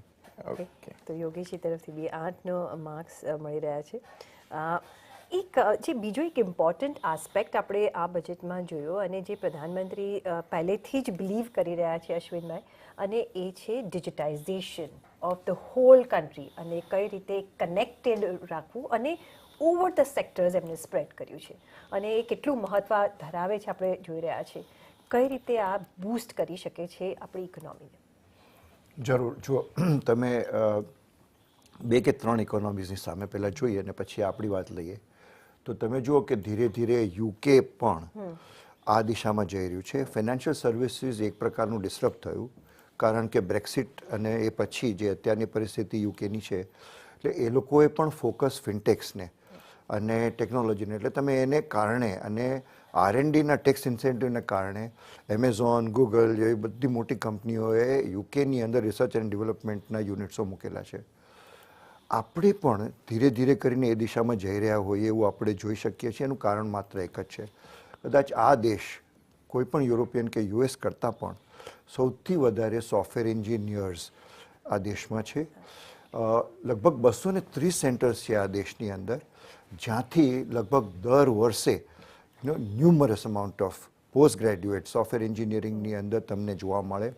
આ દેશની અંદર 3500 ઇન્ક્યુબેશન પોઈન્ટ્સ છે, જે કદાચ એકદમ એક નવી વસ્તુ છે. યુકેની અંદર તમે આનો આંકડા જુઓ તો 800 થી 900 ગણાય. એટલે એક પ્રકારનો ફેલાવો ડિજિટાઇઝેશનને માટેનો એક તમે ગ્રાસરૂટ ઉપર તમે જોઈ શકો છો. એડ્યુકેશનના રિફોર્મ્સ વડે આવ્યું હશે, લોકોને પોતાની એક સૂઝ કે સમજની હિસાબે આવ્યું હશે.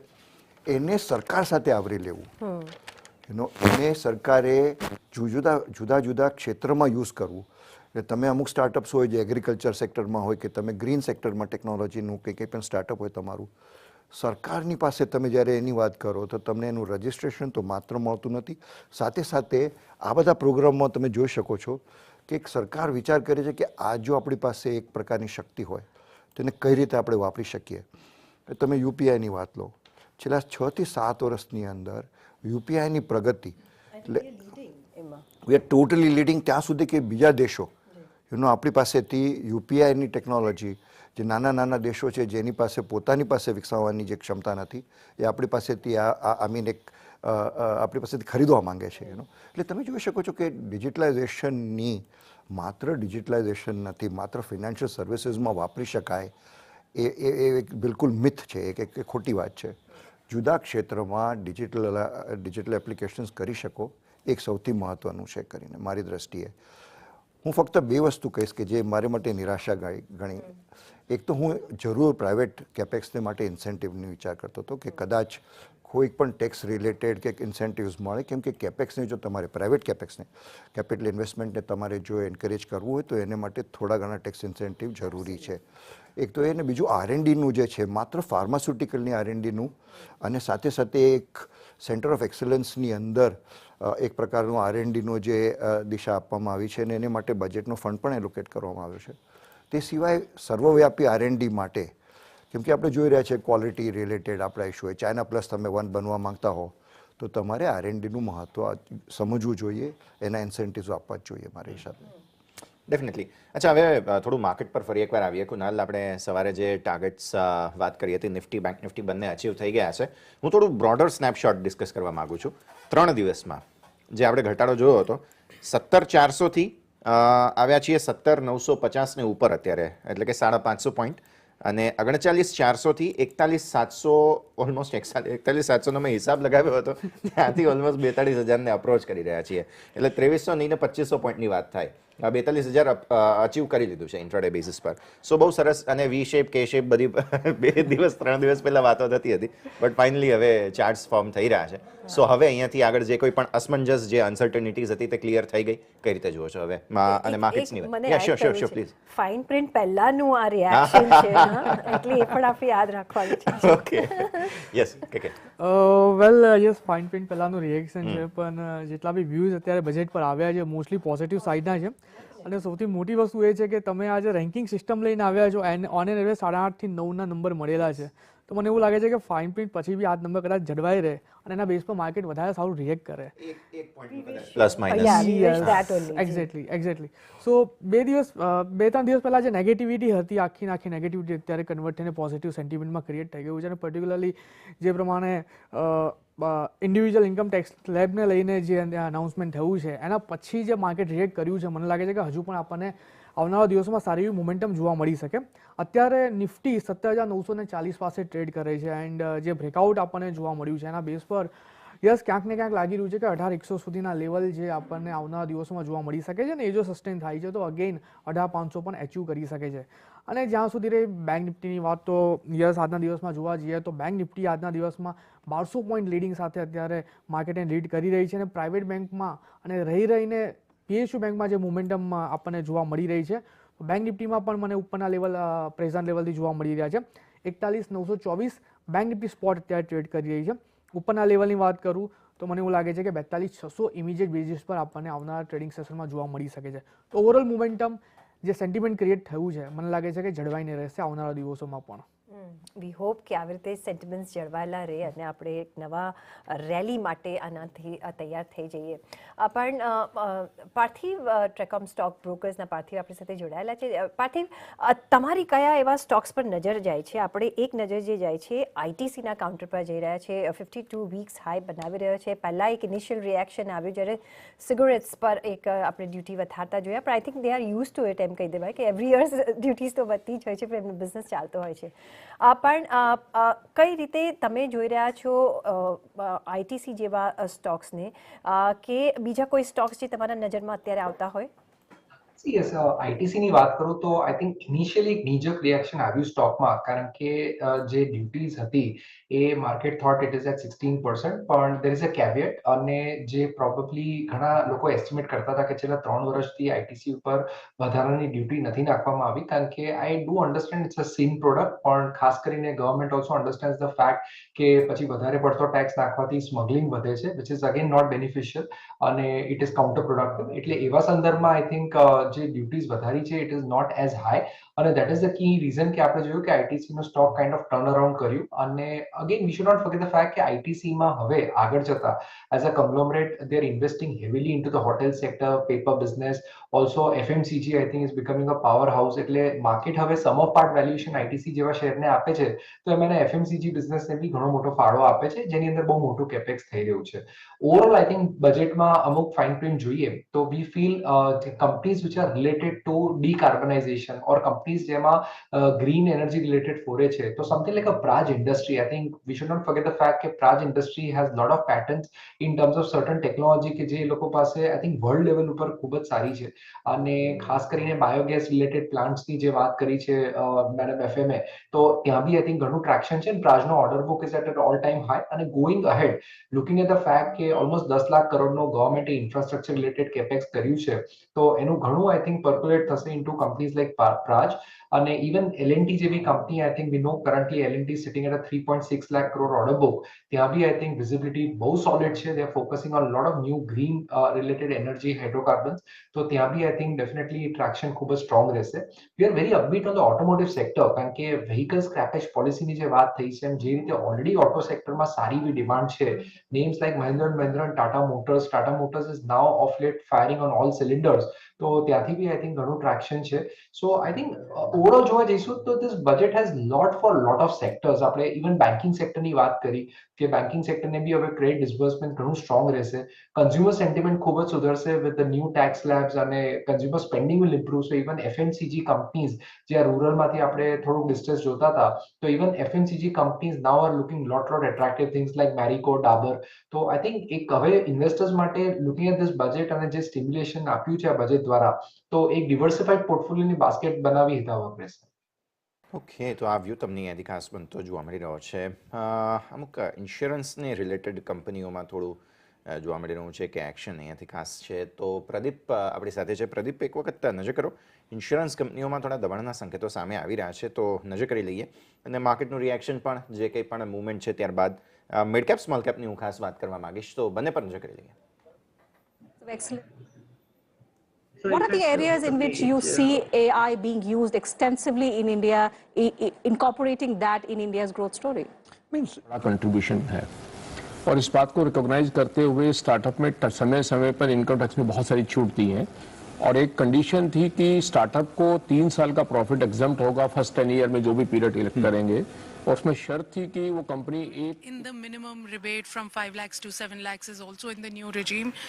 Do you think that the changes in the slabs in the new regime is something that will boost people to switch to the new regime? Certainly it will boost, because see, 5 lakh in the old scheme is in addition to the exemptions, which means that if one is having deductions, investments of up to 2 lakh rupees, and it becomes equivalent to the 7 lakh rebate that one is giving in the new regime.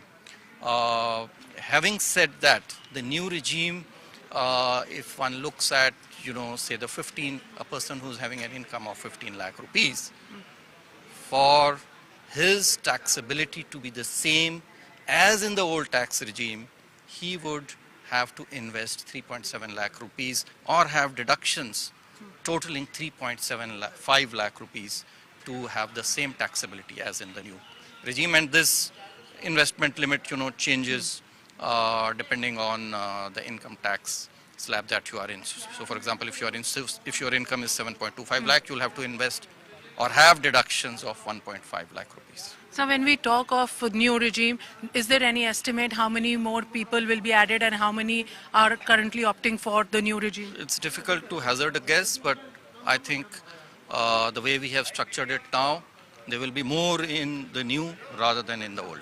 Any estimate how many have opted as of today, the new regime? I'll not be able to give you the figures, but all I can say is that the new scheme is the way forward. The government has made it very clear that we want to move away from exemptions, and going forward, this is going to be the mainstay of, so it's a continuation of the policy of the government. It's not something that is new. It is a continuation of the earlier intent of the government, and we are carrying forward that intent. તો આપણે અત્યારે સાંભળી રહ્યા હતા, ખાસ revenue secretary Sanjayji બોલી રહ્યા હતા, અને જે નવા ટેક્સ રિજીમની અમુક સવાલો જે અમારા સહયોગીએ પૂછ્યા તેના પર તેમના તરફથી કમેન્ટ્સ પ્લસ બજેટને લઈને પણ તેમના કમેન્ટ્સ જે છે, ઇનપુટ્સ છે, તે પણ આપણે સાંભળી રહ્યા હતા. પ્રદીપ હોચંદાણી આપણી સાથે. પ્રદીપ, હું તમારા પાસે આવી રહ્યો હતો સવાલને લઈને. માર્કેટ અને ખાસ mid cap small cap insurance કંપનીઓ બધું એક્શન એક સાથે બની રહ્યું છે. સો ઇનફેક્ટ તમે જ્યારે પ્રશ્ન પૂછ્યો ત્યારે મારો ફોકસ પણ લાઈફ ઇન્સ્યોરન્સ કંપનીના શેર્સ પર હતું. એક મોટો ફોલ જોવા મળ્યો છે. તો આઈ વુડ રિક્વેસ્ટ કે જે તમારી જોડે સ્ટુડિયોમાં બેઠા છે એક્સપર્ટને પૂછવામાં આવે કે લાઈફ ઇન્સ્યોરન્સ કંપનીઓમાં કેમ આટલું બધું સેલિંગ પ્રેશર જોવા મળી રહ્યું છે. તમે જનરલ ઇન્સ્યોરન્સ કંપનીઝના શેર્સ જુઓ તો એ રિલેટિવલી સ્ટેબલ છે. આઈસીઆઈસીઆઈ, જીઆઈ અને સ્ટાર હેલ્થ. પણ લાઈફ ઇન્સ્યોરન્સની કંપનીઓમાં એસબીઆઈ લાઈફ હોય કે એચડીએફસી લાઈફ હોય કે આઈસીઆઈસીઆઈ પ્રુડેન્શિયલ લાઈફ હોય, બધામાં એક સ્ટીપ સેલ ઓફ જોવા મળ્યો છે. તો મારા હિસાબે કંઈ ફાઇન પ્રિન્ટમાં હોઈ શકે એવું જે લાઈફ ઇન્સ્યોરન્સ કંપનીઝ માટે નેગેટિવ હોય. પણ ક્લિયરલી આ જે લાઈફ ઇન્સ્યોરન્સ કંપનીઓ છે એમાં એક સ્ટીપ સેલ ઓફ જોવા મળી રહ્યો છે. એસબીઆઈ લાઈફ ઇનફેક્ટ એના 200 DMA ને બ્રેક કરી રહ્યું છે. પ્રદીપ, અહીં ઓબ્ઝર્વેશન એ હતા, અમુક એવા હોપ્સ હતા કે જીએસટી જે ઇન્સ્યોરન્સ પર લાગે છે તે જીએસટીમાં કંઈક થોડું રાહત આપવામાં આવે, કેમ કે લોકો ભારતનું ઇન્સ્યોરન્સ સેક્ટર આપણે જાણીએ છીએ પ્રદીપ કે એટલું આગળ આવ્યું નથી, પોટેન્શિયલ બહુ બધું છે, આપણે ચર્ચા તો કરીએ છીએ. યોગેશજી, તમારા ઇનપુટ્સ હું ડેફિનેટલી અહીંયા લેવા માંગીશ કે જીએસટી થોડું ઘટે એવા હોપ્સ હતા, પણ એવું થયું નથી, જેમ પ્રદીપ પણ સવાલ પૂછી રહ્યા. એક એ હતું અને બીજું આઈ થિંક આપણે ફાઇન પ્રિન્ટ જોવી પડશે. ધેર વોઝ એન એક્સપેક્ટેશન કે જે અમુક યુલિપ સ્કીમ્સ છે એના જે વિથડ્રોલ્સ છે એમાં ટેક્સેશનમાં કંઈક ચેન્જીસ આવ્યા હશે, જેને કારણે આપણને આ દબાણ જોવા મળી રહ્યું છે. તો ફાઇન પ્રિન્ટ જોવી પડશે કે ભાઈ એક્ઝેક્ટલી એટલે એ મને ઇનપુટ્સ મળી રહ્યા છે. ઇક્વિટી રિલેટેડ જે સ્કીમ્સ હોય છે યુલિપ્સની બધી, જે ઇન્સ્યોરન્સ તમને લાઈફ સાથે ક્લબ કરીને આપવામાં આવે છે, એનું જ્યારે તમે વિથડ્રો કરો છો એના ઉપર ટેક્સેશન આપણે જે ચેન્જ થયું હશે એ જોવું પડશે, જેને હિસાબે આ દબાણ જોવું. એટલે એ જે 5 લાખની લિમિટ હતી એમાં ખાસ જે અસર પડી છે અને એના કારણે થઈને આ એક રિએક્શન આપણને જોવા મળ્યું. હા, પોસિબલ છે. જી સર. તો પ્રદીપ, ફંડામેન્ટલ રીઝન તો આ છે. ટેકનિકલી હવે લેવલ્સ કોઈ સ્ટોક તમને પસંદ હોય તો, અને એક મિડ કેપ અને સ્મોલ કેપનું રિએક્શન પણ સાથે સાથે લઈ લઈએ સર. સો ઇનફેક્ટ અગર જો જે પ્રમાણે એક્સપર્ટ સજેસ્ટ કરી રહ્યા છે એ પ્રમાણેનો ટેક્સેશન ચેન્જ આવ્યો હોય તો ડેફિનેટલી એક સ્ટ્રક્ચરલ નેગેટિવ ગણાશે, એનો ઓવરઓલ નેગેટિવ ઓવરહેંગ રહેશે. મારા હિસાબે તો આ લાઈફ ઇન્સ્યોરન્સ કંપનીઝને અત્યારે જ્યાં સુધી ક્લેરિટી ના આવે ત્યાં સુધી અવોઇડ કરવા જોઈએ. નિફ્ટી મિડ કેપ અને સ્મોલ કેપ ઇન્ડેક્સમાં આપણે રિલેટિવ અંડર પરફોર્મન્સ જોયું છે અને મિડ કેપ ઇન્ડેક્સ પર્ટિક્યુલરલી એના 200 DMA સપોર્ટથી રિબાઉન્ડ થઈ રહ્યો છે. તો સેમ પ્રમાણે જે પ્રમાણે નિફ્ટીમાં આપણે ઇમ્પોર્ટન્ટ સપોર્ટને ટેસ્ટ થઈને રિબાઉન્ડ થતા જોયા છે એ પ્રમાણે મિડ કેપ ઇન્ડેક્સમાં પણ સિનારીઓ જોઈ રહ્યો છે. મારા હિસાબે સારી એવી પ્રોબેબિલિટી છે કે અહીંયા આપણે એક બેઝ બનાવી ચૂક્યા હોઈએ મિડ કેપ ઇન્ડેક્સમાં. હવે સ્મોલ કેપ ઇન્ડેક્સમાં 200 DMA સપોર્ટ તોડીને એની નીચે ગયા પછી ત્યાંથી એક સ્ટ્રોંગ રિબાઉન્ડ સ્મોલ કેપ ઇન્ડેક્સમાં છેલ્લા 2 સેશનમાં જોવા મળ્યો છે. એટલે બાય એન્ડ લાર્જ મને લાગે છે કે જે પ્રમાણે ઉપરના લેવલથી 10% કરેક્શન મેઇન ઇન્ડાઇસીસમાં જોયા પછી મેજર સપોર્ટ લેવલ ટેસ્ટ કરીને આપણે રિબાઉન્ડ જોઈ રહ્યા છીએ, તો એ જ પ્રમાણેનો સિનારીઓ મિડ કેપ અને સ્મોલ કેપમાં પણ પેન આઉટ થઈ શકે ને ક્યાંક ને ક્યાંક એક કોન્સોલિડેશનનો ફેઝ આ મોટા ફોલ પછી આપણે જોઈ શકીએ અને ઇન્વેસ્ટમેન્ટની દ્રષ્ટિએ મારા હિસાબે આ ફેઝ છે એ ગોલ્ડન પીરિયડ સાબિત થઈ શકે. ઓકે, સાથે એક અતુલભાઈ, એક બીજો એરિયા આપણે ટચ અપોન કરવો જોઈએ, એ છે ગ્રીન તરફ ઘણું બધું ફોકસ રહ્યું છે આ બજેટમાં. પછી ગ્રીન ફાર્મિંગ હોય, ગ્રીન એનર્જી હોય, ગ્રીન બેલ્સ હોય, અને સાથે ન્યુટ્રિશન પર પણ ભાર આપવામાં આવ્યું છે. મિલેટ્સ પર ખાસ કરીને એક ભાર આપવામાં આવ્યો છે. અને એ આ ગ્રીન એનર્જી, હવે આપણે ગ્રીન એનર્જી એક હાઇડ્રોજન એનર્જીનો આપણે બેઝ પણ બની રહ્યા છે. ભારત કહેવાય છે કે એક્સપોર્ટ પણ કરી શકે છે આગળ જતાં. શું અહીંયા એક જેટલું જોઈતું હતું એટલું પ્રાવધાન અપાયું છે તમારા મતે? ઇમ્પોર્ટન્સ આપવામાં આવ્યું છે અને એનું કારણ એ છે કે COP30 જ્યારે પ્રધાનમંત્રી પેરિસમાં હતા ત્યારે એમણે કમિટમેન્ટ આપ્યું હતું ઇન્ટરનેશનલી કે 30% એનર્જી ભારત રિન્યુએબલ એનર્જીમાં જશે બાય 2030. હવે 2030 સુધીમાં જો આપણે ગ્રીન એનર્જી તરફ જવું હોય તો આપણે અહીંયા જોવું પડે કે આપણા જે એનર્જી સેન્ટર્સ છે, એનર્જી કન્ઝમ્પશન સેન્ટર્સ છે એ કયા કયા છે. તો એમાં સૌથી પ્રથમ આપણે જોઈએ તો જે કોલ બેઝ છે, થર્મલ પાવર છે, જેનું આપણે ટ્રાન્સપોર્ટેશન સેક્ટરમાં અને કાર્સ માટે પેટ્રોલિયમનું ઘણું બધું કન્ઝમ્પશન હોય છે. તો આ બંને સેક્ટરમાં જો આપણે હાઇડ્રોજન ટેકનોલોજી લઈ આવી શકીએ તો એના માટે એમણે જે એલોકેશન કર્યું લગભગ 19,700 કરોડનું એમણે એલોકેશન કર્યું છે.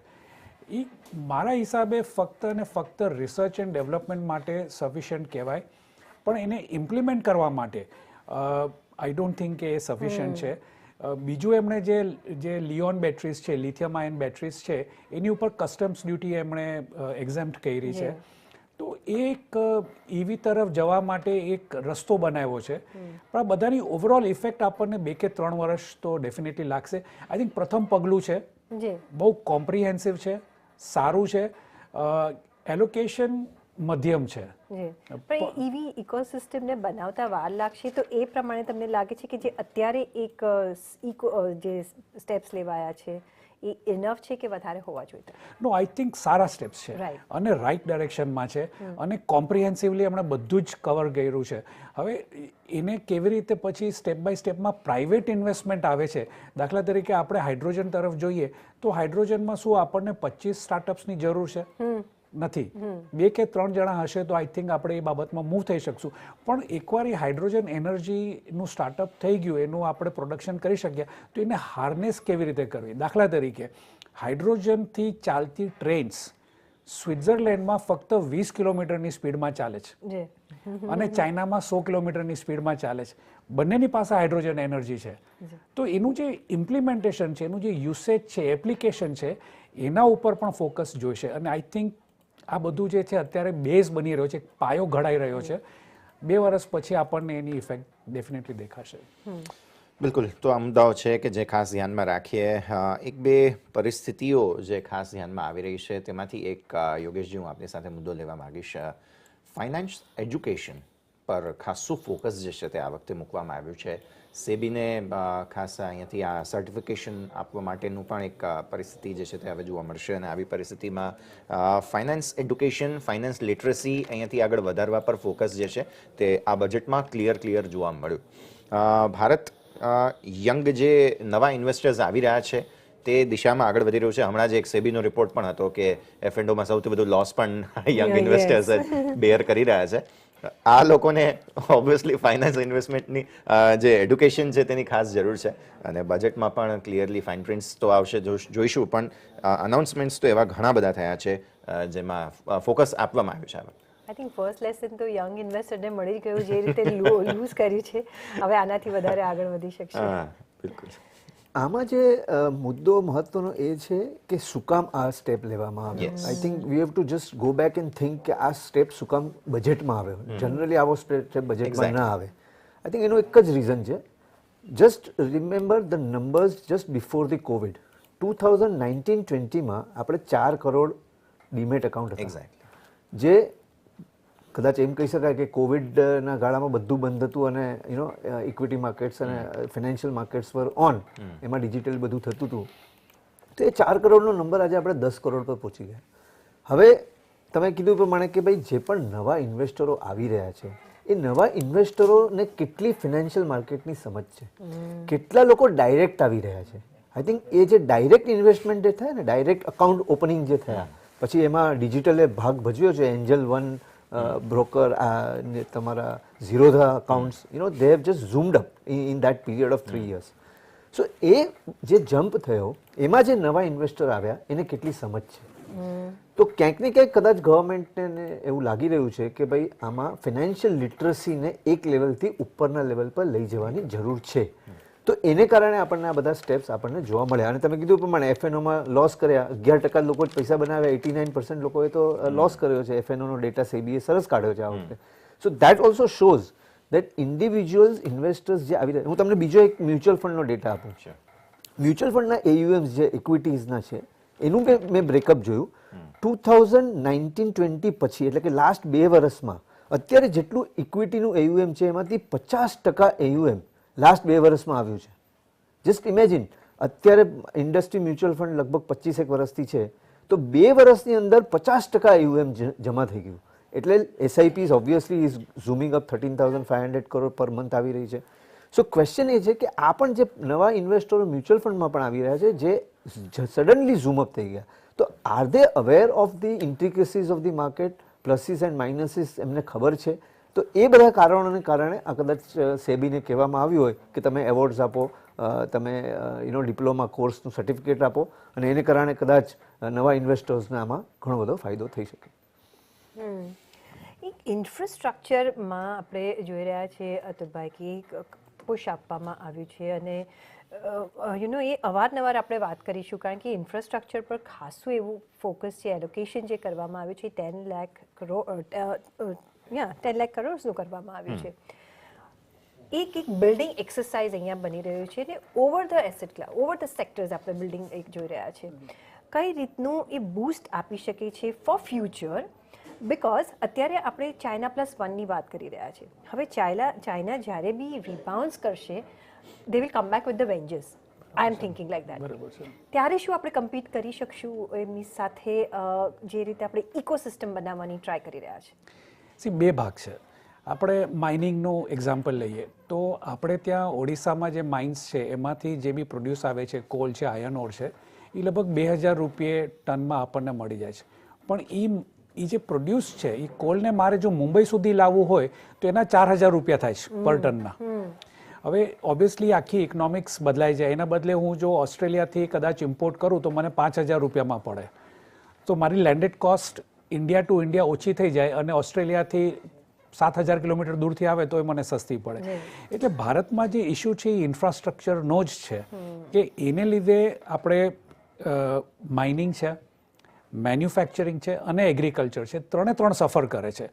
થોડા સમય પહેલાં કોવિડ પહેલાં જો આપણે ચાઇનાના વેજીટેબલ્સના ભાવ આપણે જોઈએ તો બીજિંગમાં કોબીનો ભાવ 25 રૂપિયા કિલો હતો અને ભારતમાં 100 રૂપિયા કિલો.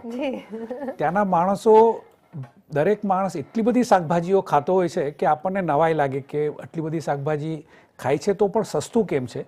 એ સસ્તું એટલા માટે છે કારણ કે એમનું ટ્રાન્સપોર્ટેશન બહુ સસ્તું છે, એફિશિયન્ટ છે, ફાસ્ટ છે અને સસ્તું છે. તો એમણે જે આ વખતે ઓવરઓલ એલોકેશન કર્યું છે એમાં એગ્રીકલ્ચર માટે ખાસ કરીને સ્ટોરેજ પર એમણે બહુ ભાર આપ્યો છે. કોલ્ડ સ્ટોરેજ છે, નોર્મલ સ્ટોરેજ છે, કારણ કે જનરલી આપણે જોઈએ તો ચોખા, ઘઉં એ બધું ઓપન એરમાં સ્ટોરેજ થતું હોય છે. જ્યારે આ વખતે સ્ટોરેજ બાંધેલું સ્ટોરેજ હશે તો આપણું એટલું વેસ્ટેજ ઓછું જશે. તો એક નાની ચીજોને આપણે ભેગી કરશું તો આપણે અત્યારે ઇમિડિયેટલી નહીં પણ 3, 4, 5 વર્ષમાં આપણે ચાઇનાને સામે ઊભા રહી શકશું એટલું આપણું ઇન્ફ્રાસ્ટ્રક્ચર કોસ્ટ ઇફેક્ટિવ થઈ જશે. એક સારી બસ એ જ મુદ્દો છે કે જેના ઉપર આપણે ખાસ ધ્યાન રાખી રહ્યા છીએ. આપણે પાર્થિવ આપણી સાથે જોડાયેલા છે. આઈ ગેસ તેમની સાથે પણ એક વખત રિએક્શન લઈએ. ઓકે, મને લાગે છે પાર્થિવ સાથે સંપર્ક અપાયો છે. પણ મીનવાઇલ જે આજના લેવલ્સ છે પર્ટિક્યુલરલી મને રિવિઝિટ કરવાનું મન થાય છે બિકોઝ સારું એવું સેલિંગ ઉપલા સરોથી આવતું આપણને જોવા મળી રહ્યું છે. જે 17,971 72ના જે ઉચ્ચતમ સરોથી 17,800 તોડી રહ્યા છે અત્યારે આપણે. એટલે ફરી એકવાર જે છે તે ખાસ દબાણ એક્સપાયરી છે આવતીકાલે અને એ પહેલાં આપણે જોઈ રહ્યા છીએ કે મુવમેન્ટ ખાસી એવી છે. સો આ ઘટાડાને બાઇંગ ઓપોર્ચ્યુનિટી તરીકે જુઓ છો?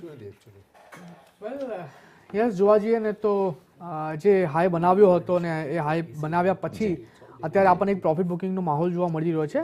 પણ મને એવું લાગે છે કે જે બી ઘટાડો આવે આપણે ઘટાડાને બાઇંગ ઓપોર્ચ્યુનિટી તરીકે જ યુઝ કરીશું. અત્યારે નિફ્ટીનો ચાર્ટ જોવા જઈએ તો યસ, નિફ્ટી ફ્યુચર 17,922 પાસે ટ્રેડ કરી રહી છે એન્ડ નીચે કોઈ પણ ઘટાડો આવે ફર્ધર 17,850 સુધીનો તો મોર્નિંગના જે લેવલ હતા એ લેવલ પર આપણે આવીને ઊભા રહીશું. તો મને લાગે છે કે જો એ લેવલ આપણને જોવા મળે છે તો અગેન એ લેવલ પર આપણે પોઝિશન લોંગ કરીને ચાલીશું. અને ઇન્ટ્રાડે ચાર્ટ પર એમ પણ અત્યારે નિફ્ટી ફ્યુચર જોવા જઈએ તો એક હાયર ટોપ હાયર બોટમ ફોર્મેશનમાં ટ્રેડ કરી રહી છે. તો કોઈ પણ ઘટાડો આવે આપણો જે વ્યૂ છે લોંગ કરીને ચાલવાનો અત્યારે હાલ પૂરતો બની રહ્યો છે. તો આ વ્યૂ તમને અહીંયાથી ખાસ બને છે, ધ્યાન રાખીશું. અને આ સાથે જ અતુલજી અને યોગેશજી આપ બંને અમારી સાથે જોડાયા, ખૂબ ખૂબ આભાર. પ્રદીપ, આપનો પણ આભાર અમારી સાથે જોડાવા માટે. કુનાલ અમારી સાથે જોડાયેલા છે, તેમની સાથે આપણે ફર્ધર ચર્ચા યથાવત રાખીશું. એક બ્રેક લઈએ અને બ્રેક બાદ ફર્ધર ચર્ચા યથાવત રાખીશું. જોતા રહેશો.